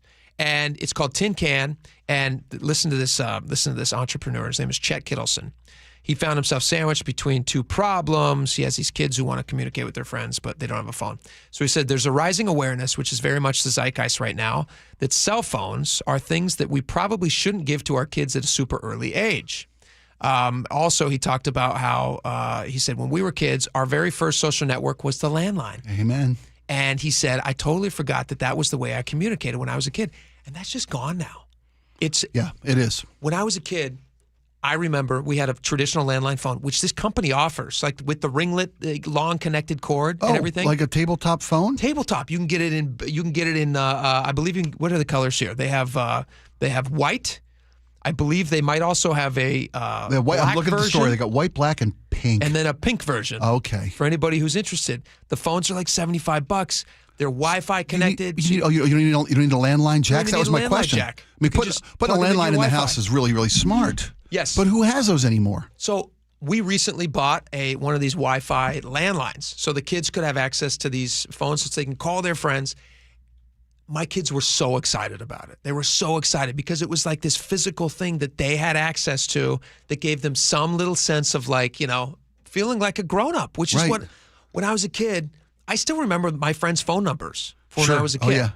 And that's just not a thing anymore with kids. I love this idea. I love that it protects kids from the dangers of everything that's online. It's not the phone calls when you hand a kid a cell phone. That's It's not not the the phone danger. calls that scare you. No. It's the other people who have access Right. to It's the internet coming into all your the internet, kid. it's the apps, Yeah. all these different things. Everybody in the world is now in your kid's room. That's an ad I shared with you last week about that, about when the father's saying goodnight to his kid. Yeah. All right, kid, and maybe we'll put a link up to that ad. Yeah. Because you recognize the guy who made Jonathan it. Haidt. He's an author. Yeah. Brilliant insight. Anxious Generation. Yeah. But this tin can, it's a landline, but it's Wi-Fi. It's app. So it's Wi-Fi based, so you can just plug it directly into your wall, and then it hooks into your Wi-Fi, and you can make Wi-Fi calls. But it acts exactly like a real phone, and it doesn't have the internet. No internet. It's just that you hold a receiver in your hand, talk to your buddies. It's like the 1980s. Does again. it ring? It rings. If you want your kids to have that traditional experience, this is the company to go look into. Yeah, everyone should check it out. If you don't get this one, there are other phone services that offer these things, these Wi-Fi phones. People should check it out. Can. It's called Tin Can. Now it makes sense. On a string, 2 tin cans. And they're the first ones. They're Kids actually use coming them. up with an old tin can version that people can use. Yeah, like Really? the old-fashioned wall ones. Oh, okay, yeah. It's a really cool idea. I wish that I thought of it. I wish I started this business myself because I do think there is going to be, like, in all honesty, I think there's going to be a lot of people who, now that we've had, what has it been, 2007 since iPhones first were shoved into our faces. I think that's about right. We're now looking at about 2 decades worth of information. And we know that since 2007, the numbers of kids who have anxiety, who have all of these things, who have stress, who are taking medications, all these things, have skyrocketed. And I don't think it's a coincidence. Oh, not at all. I think you're spot on. And I think you're going to see a lot of people, like my wife and I are doing, where we've pledged we're not going to give our kids smartphones until they're adults and want to make that decision themselves because I think they're dangerous. And I'm wondering if more people are starting to get on board with that. You're not. If you're not spot on, you're not far off from the truth. That's the disadvantages and the dangers of giving your kid a phone with its access to the internet and all the things that go with it far outweigh any benefit which you can get from just having a phone, a landline, or this tin can. And how sweet and very adorable to see your kid calling up their friend, just having a little, like trying to hide and have a little conversation, Says in talking the article about here, their crush. every time the phone rings in the house, the kids are just over the moon. Yeah. Phone call time. That's great. I think it's cool. All right, we got a lot more coming up. Is there a possible government shutdown happening? We'll find out next. Stick around. This hour is brought to you by Sharp Vision Modern LASIK and Lens. The Northwest's trusted news source, KIRO News Radio. Police in Federal Way are investigating what appears to be a car explosion. KIRO News Radio's Luke Ducey is live from the neighborhood. I can't tell you enough how crazy this scene is here. Coverage you depend on. A massive police presence in Kent. From voices you know and trust. We have an active fire inside one of these buildings here. KIRO News Radio on 97.3 FM, the app, YouTube, and your smart speaker. You're listening to Leaf Filter Radio, and the guru of gutter protection himself, Chris Coonahan, is here to take your most pressing leaf-related questions. Hey, everybody, Chris here. I understand we have Ron on the line. Ron, where are you calling from?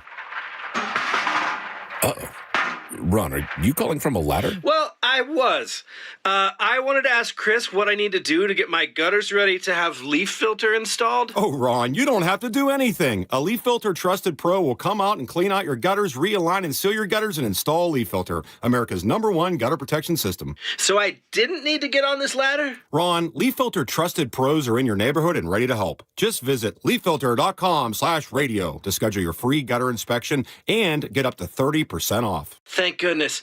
What was that site? To get this special radio offer, go to leaffilter.com/radio for your free gutter inspection today and get up to 30% off. That's leaffilter.com/radio for up to 30% off. leaffilter.com/radio. See representative for warranty details. From the roof to the deck, the siding to the gutters, and energy-efficient windows, State Roofing and Exteriors is your one-stop shop for home protection. With over 55 years serving Western Washington, we don't just work here, we live here. We know what your home is up against when the cold sets in and the rain starts falling. Right now, we're making it easier than ever to get started with 0 down, 0 payments, and 0 interest for 24 months. Call 866-ROOF-ROOF or visit stateroofing.com to schedule your free, no-pressure estimate. State Roofing, the last roof you'll ever need. When your reputation's on the line, you don't leave anything to chance, especially your primer. Painters trust Kills primers for a smooth start, strong adhesion, and serious stain-blocking power. And now, the full Kills lineup is available exclusively at the Home Depot. Need it fast? Get same-day or next-day delivery, or order online and pick up in-store. Kills primers. Pro results, faster. The Home Depot. If you're a pro, you know. Go from daydreamer to industry leader with Amazon Business. From office supplies to IT essentials, Amazon Business provides tools that help you save costs and make insight-based decisions. Learn how to bring your visions to life at AmazonBusiness.com. Check engine or ABS light on? Take the guesswork out of your warning lights with O'Reilly Veriscan. It's free. Ask for O'Reilly Veriscan. O'Reilly Auto Parts.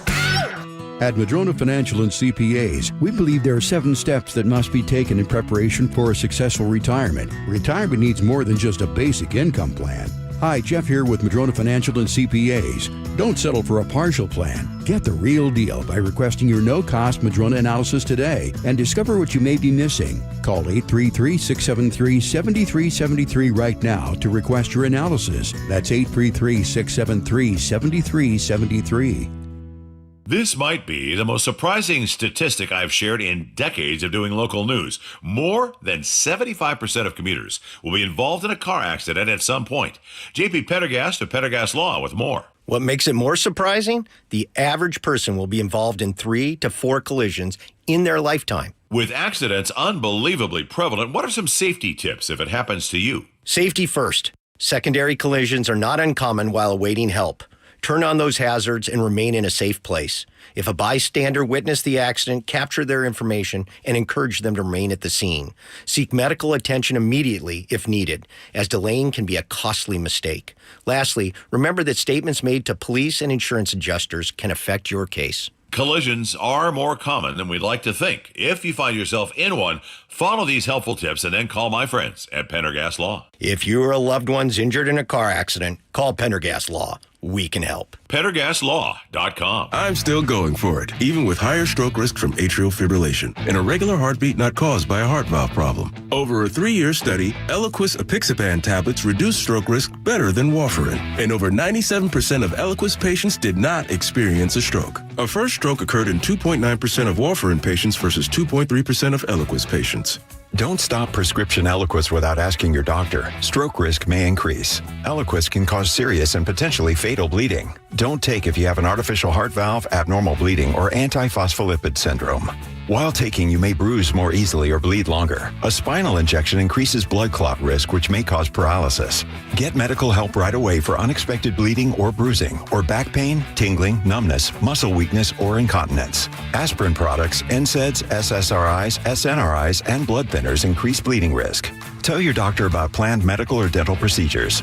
Learn more at Eliquis.com or call 1-855-ELIQUIS. Tired of uneven heating, noisy systems, and high energy bills? The Quilt Ductless Heat Pump from Home Comfort Alliance gives you room-by-room control and serious savings with every system, and every system qualifies for max tax credits. Call the Comfort People at HomeComfortAlliance.com.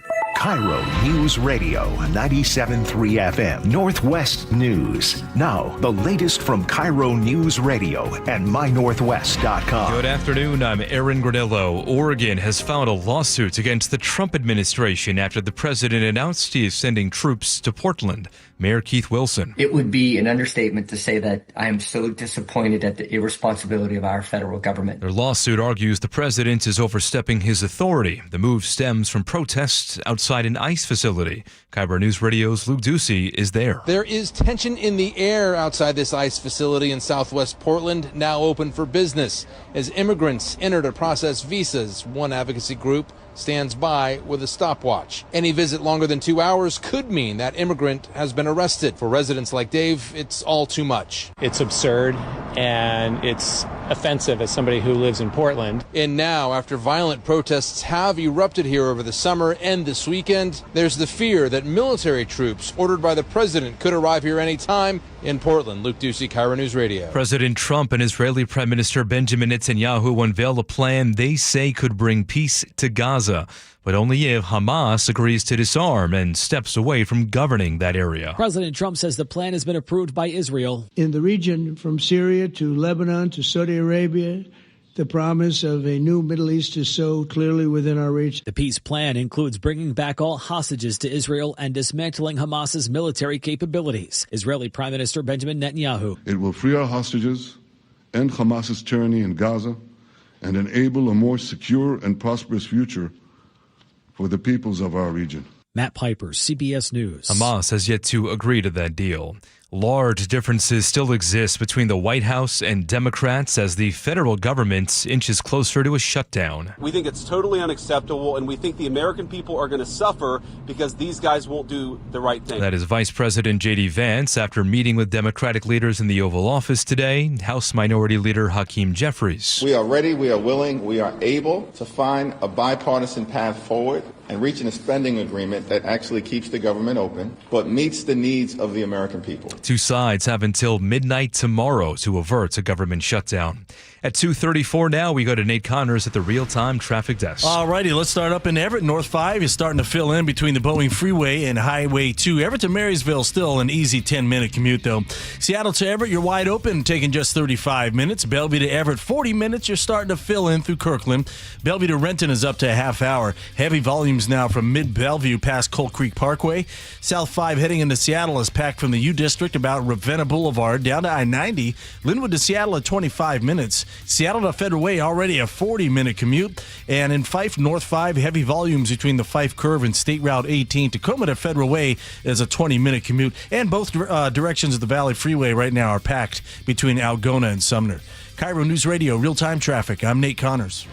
Thank you, Nate. Your forecast now brought to you by State Roofing and Exteriors. Cloudy today, light showers at times, highs topping out in the upper 60s. We're right now at 64 degrees in downtown Seattle. I'm Aaron Granillo, KIRO News Radio. Your best source for local news. You're listening to KIRO News Radio, Northwest News.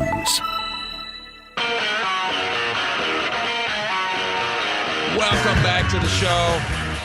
All right, the big national story. We've been talking a lot about some local stuff here. We had the possible federal troops going into Portland.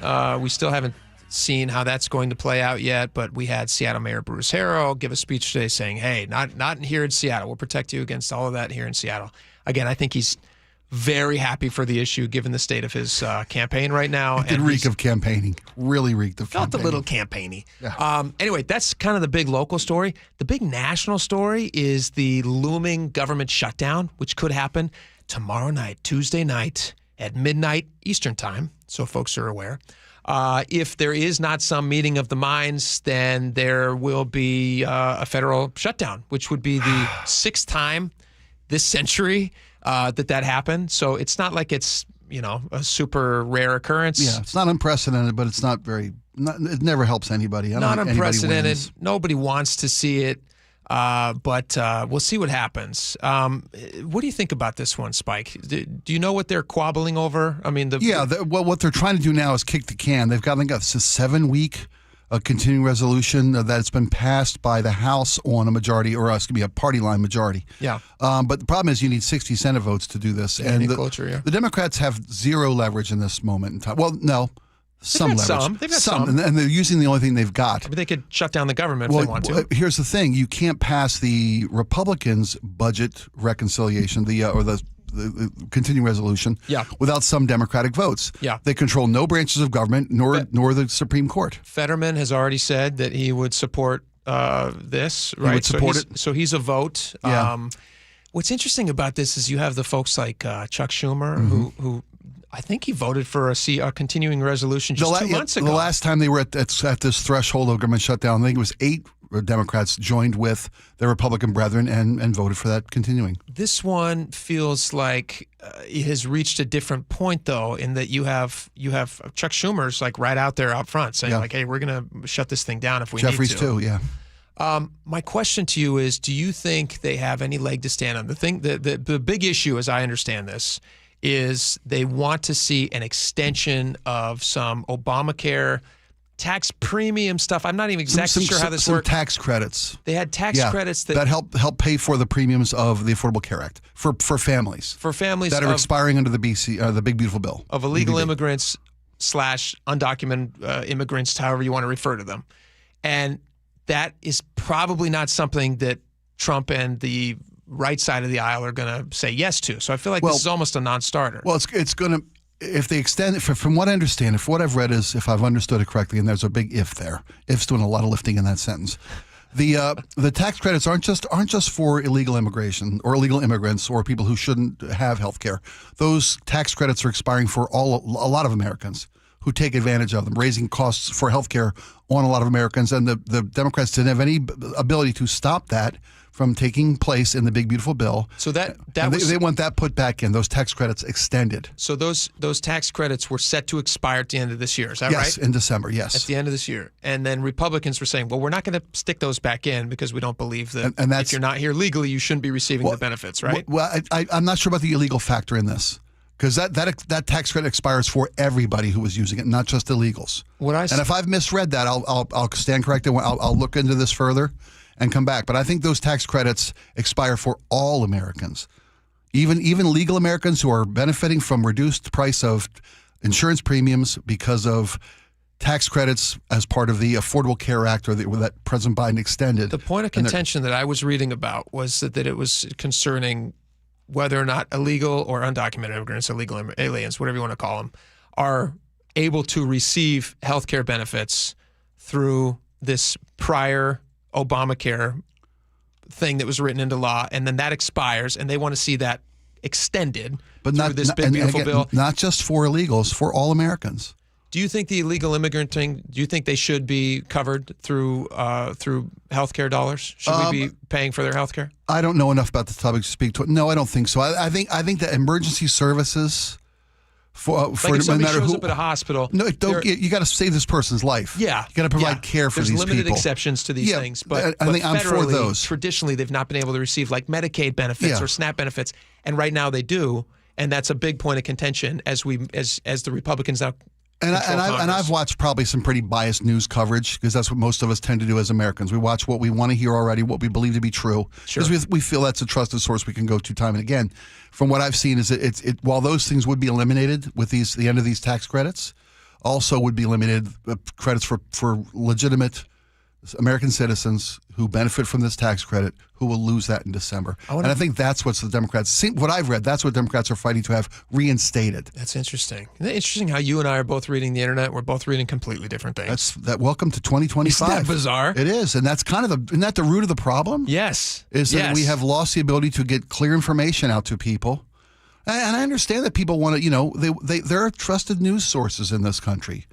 But people have different definitions of what that is. But we both agree. We both agree that extending benefits to the tune of like $1 trillion to people who are not in the country legally, you can't make a good argument for that. No, right? And I would also put out there that there's not $1 trillion going to provide illegal immigrants with health coverage or health benefits. We should both. That's a lot of money. It's a lot of money. Let's do this. We got a show tomorrow, right? Let's just dive into it tonight. Yeah, let's do that. Let's make an appointment. Let's make an appointment tomorrow at 2:30. I want to play you this. Right? I want to play you this clip. This is an interesting clip. This is from 1995. This is Bill Clinton's 1995 State of the Union. He gets a bipartisan standing ovation, saying things right now that would probably, if you were just to put these in the mouth of Trump.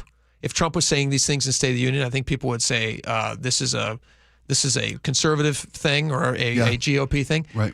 In 1995, this was just a bipartisan feeling in the country. That's what common sense looked like in 95. Yes. Okay. All right, listen to this. Again, bipartisan standing ovation. All Americans, not only in the states most heavily affected, but in every place in this country, are rightly disturbed by the large numbers of illegal aliens entering our country. The jobs they hold might otherwise be held by citizens or legal immigrants. The public service they use impose burdens on our taxpayers. That's why our administration has moved aggressively to secure our borders more, by hiring a record number of new border guards, by deporting twice as many criminal aliens as ever before, by cracking down on illegal hiring, by barring welfare benefits to illegal aliens. Isn't this interesting? Yeah. In the budget I will present to you, we will try to do more to speed the deportation of illegal aliens who are arrested for crimes, to better identify illegal aliens in the workplace as recommended by the commission headed by former Congresswoman Barbara Jordan. We are a nation of immigrants, but we are also a nation of laws. It is wrong and ultimately self-defeating for a nation of immigrants to permit the kind of abuse of our immigration laws we have seen in recent years, and we must do more to stop it. Yeah. Standing ovation, both sides. It's rare. It's rare these days. Most State of the Unions now, it's kind of a funny thing. If you watch, if it's Biden speaking or if it's Trump speaking, you can tell who's in power because one half is just sitting down. Sits on their hands. They just sit on their hands. The other half stands up 47 times a speech. But so true. Or Republicans do the same thing. They'll stand up. If it's their guy speaking, they'll stand up and sing.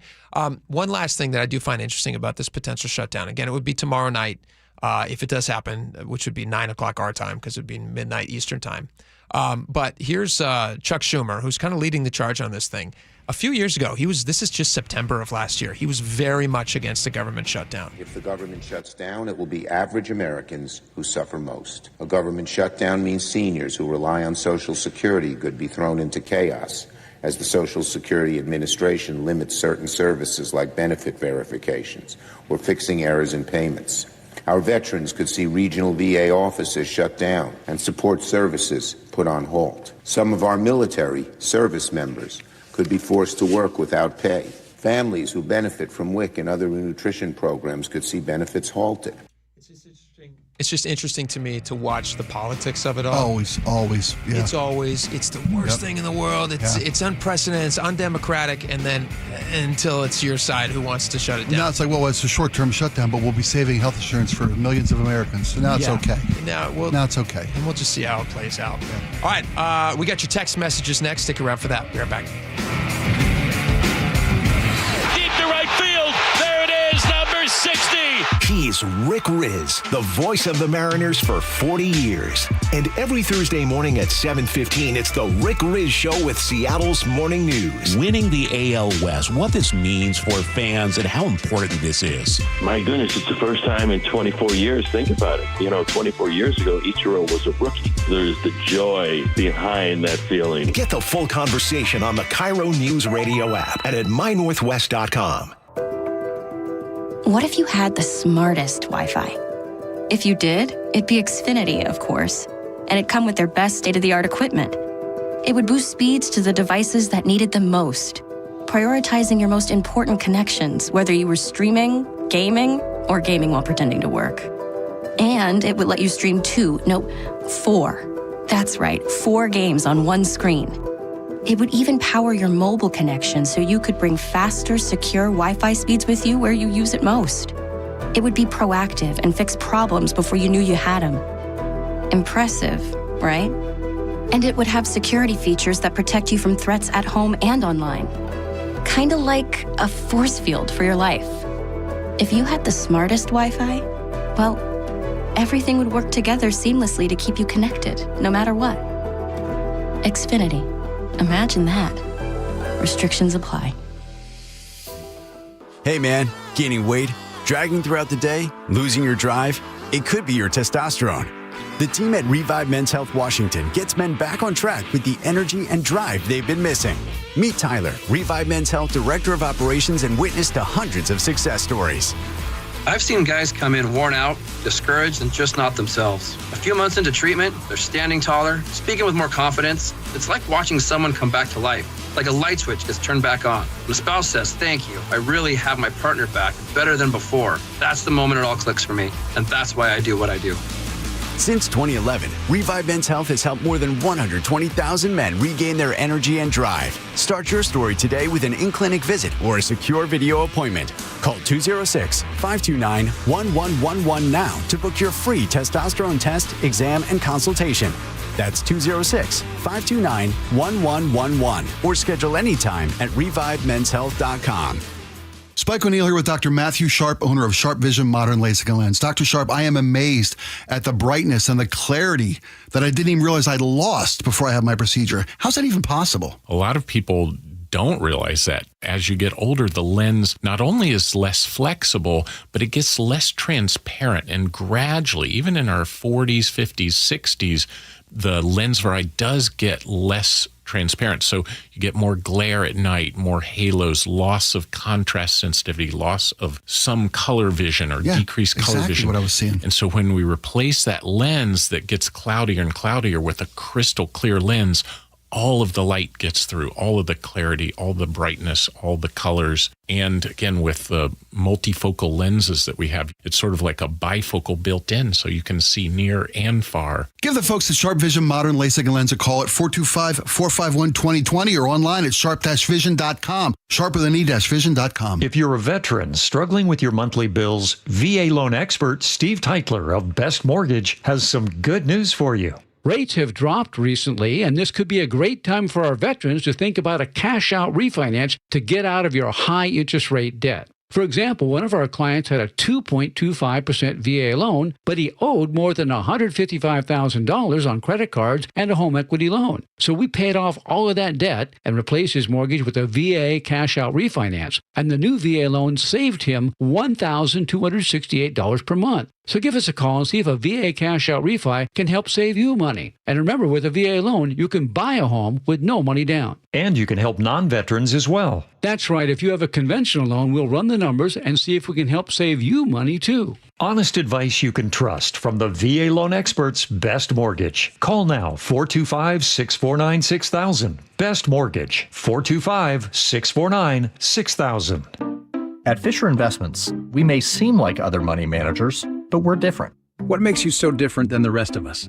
We ensure clients receive unparalleled service at every step of the relationship. Tell me more. Our investment counselors focus on service over sales, prioritizing clients' needs. How do you make money? We don't sell any commission-based products. We have a simple management fee based on the value of our client's portfolio. So we do better when our clients do better. What about client portfolios?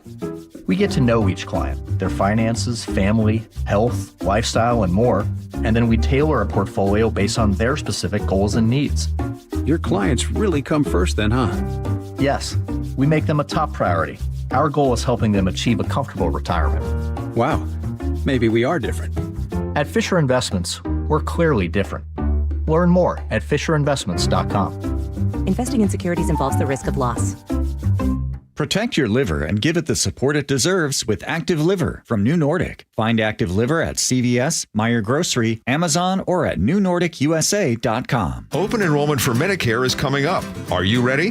Herb Weisbaum, the Consumer Man here. Get organized early with a Medicare Jumpstart Toolkit from the Insurance Commissioner's Sheba program. Order your free copy today at insurance.wa.gov. If you've been considering upgrading your siding, now is the perfect time. Hi, I'm Justin Shirley, CEO of State Roofing and Exteriors. In the Pacific Northwest, moisture is the enemy. Old failing siding leads to hidden water damage, rot, and mold. State Roofing and Exteriors is a James Hardy preferred contractor with over 55 years of siding expertise. Call 866-ROOF-ROOF or visit stateroofing.com to schedule your siding inspection today. State Roofing and Exteriors, held to a higher standard since 1968. State Roofing, the best roof you'll ever need.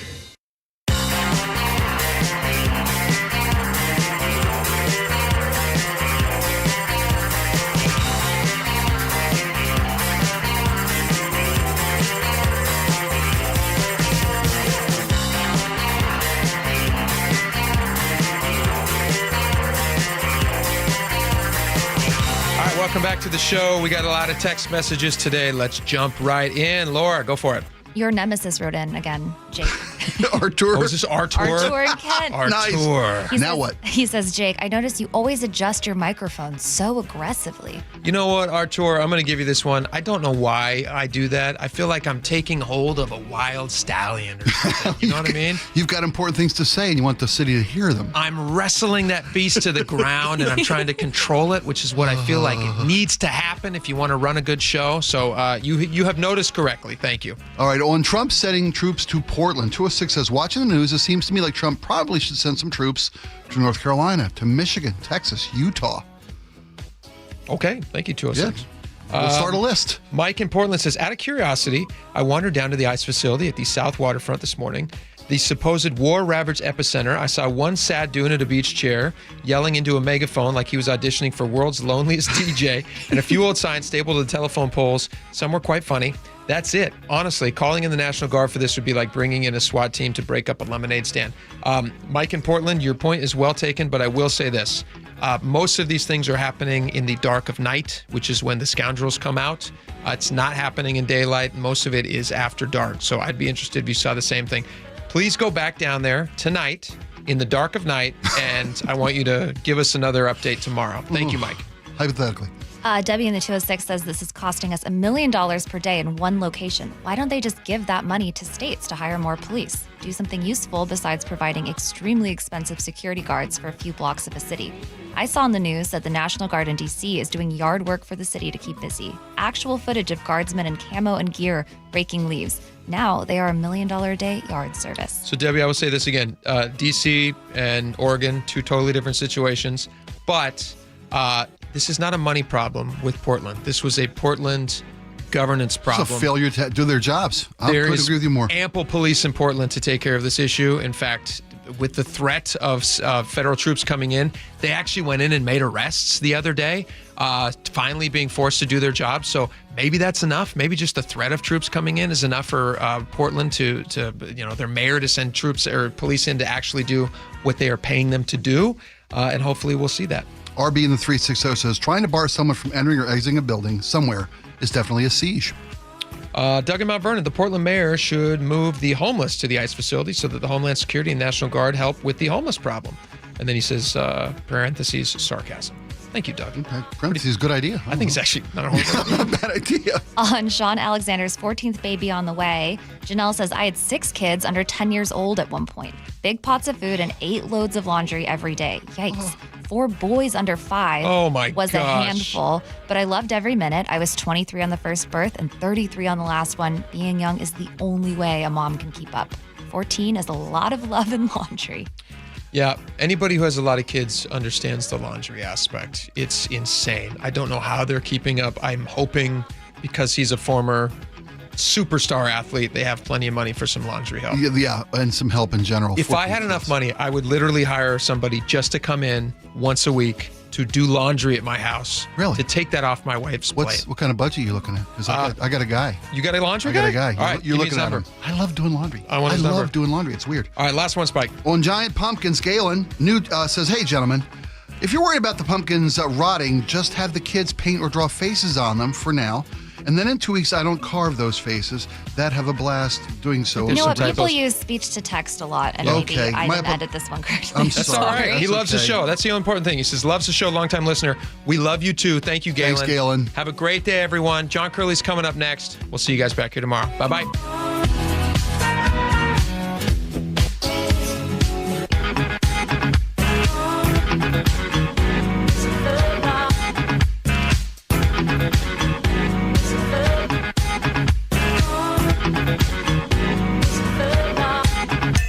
KIRO News Radio is right there with you. Thank you so much for hanging out with us. On your smart speaker before you head out the door. We continue to be in recovery mode on northbound I-5. Watch live on YouTube or the KIRO News Radio app. Newfangled idea of having to see the people while they're talking. The office, the gym, wherever you are. Get on the YouTube channel. The whole gang's there.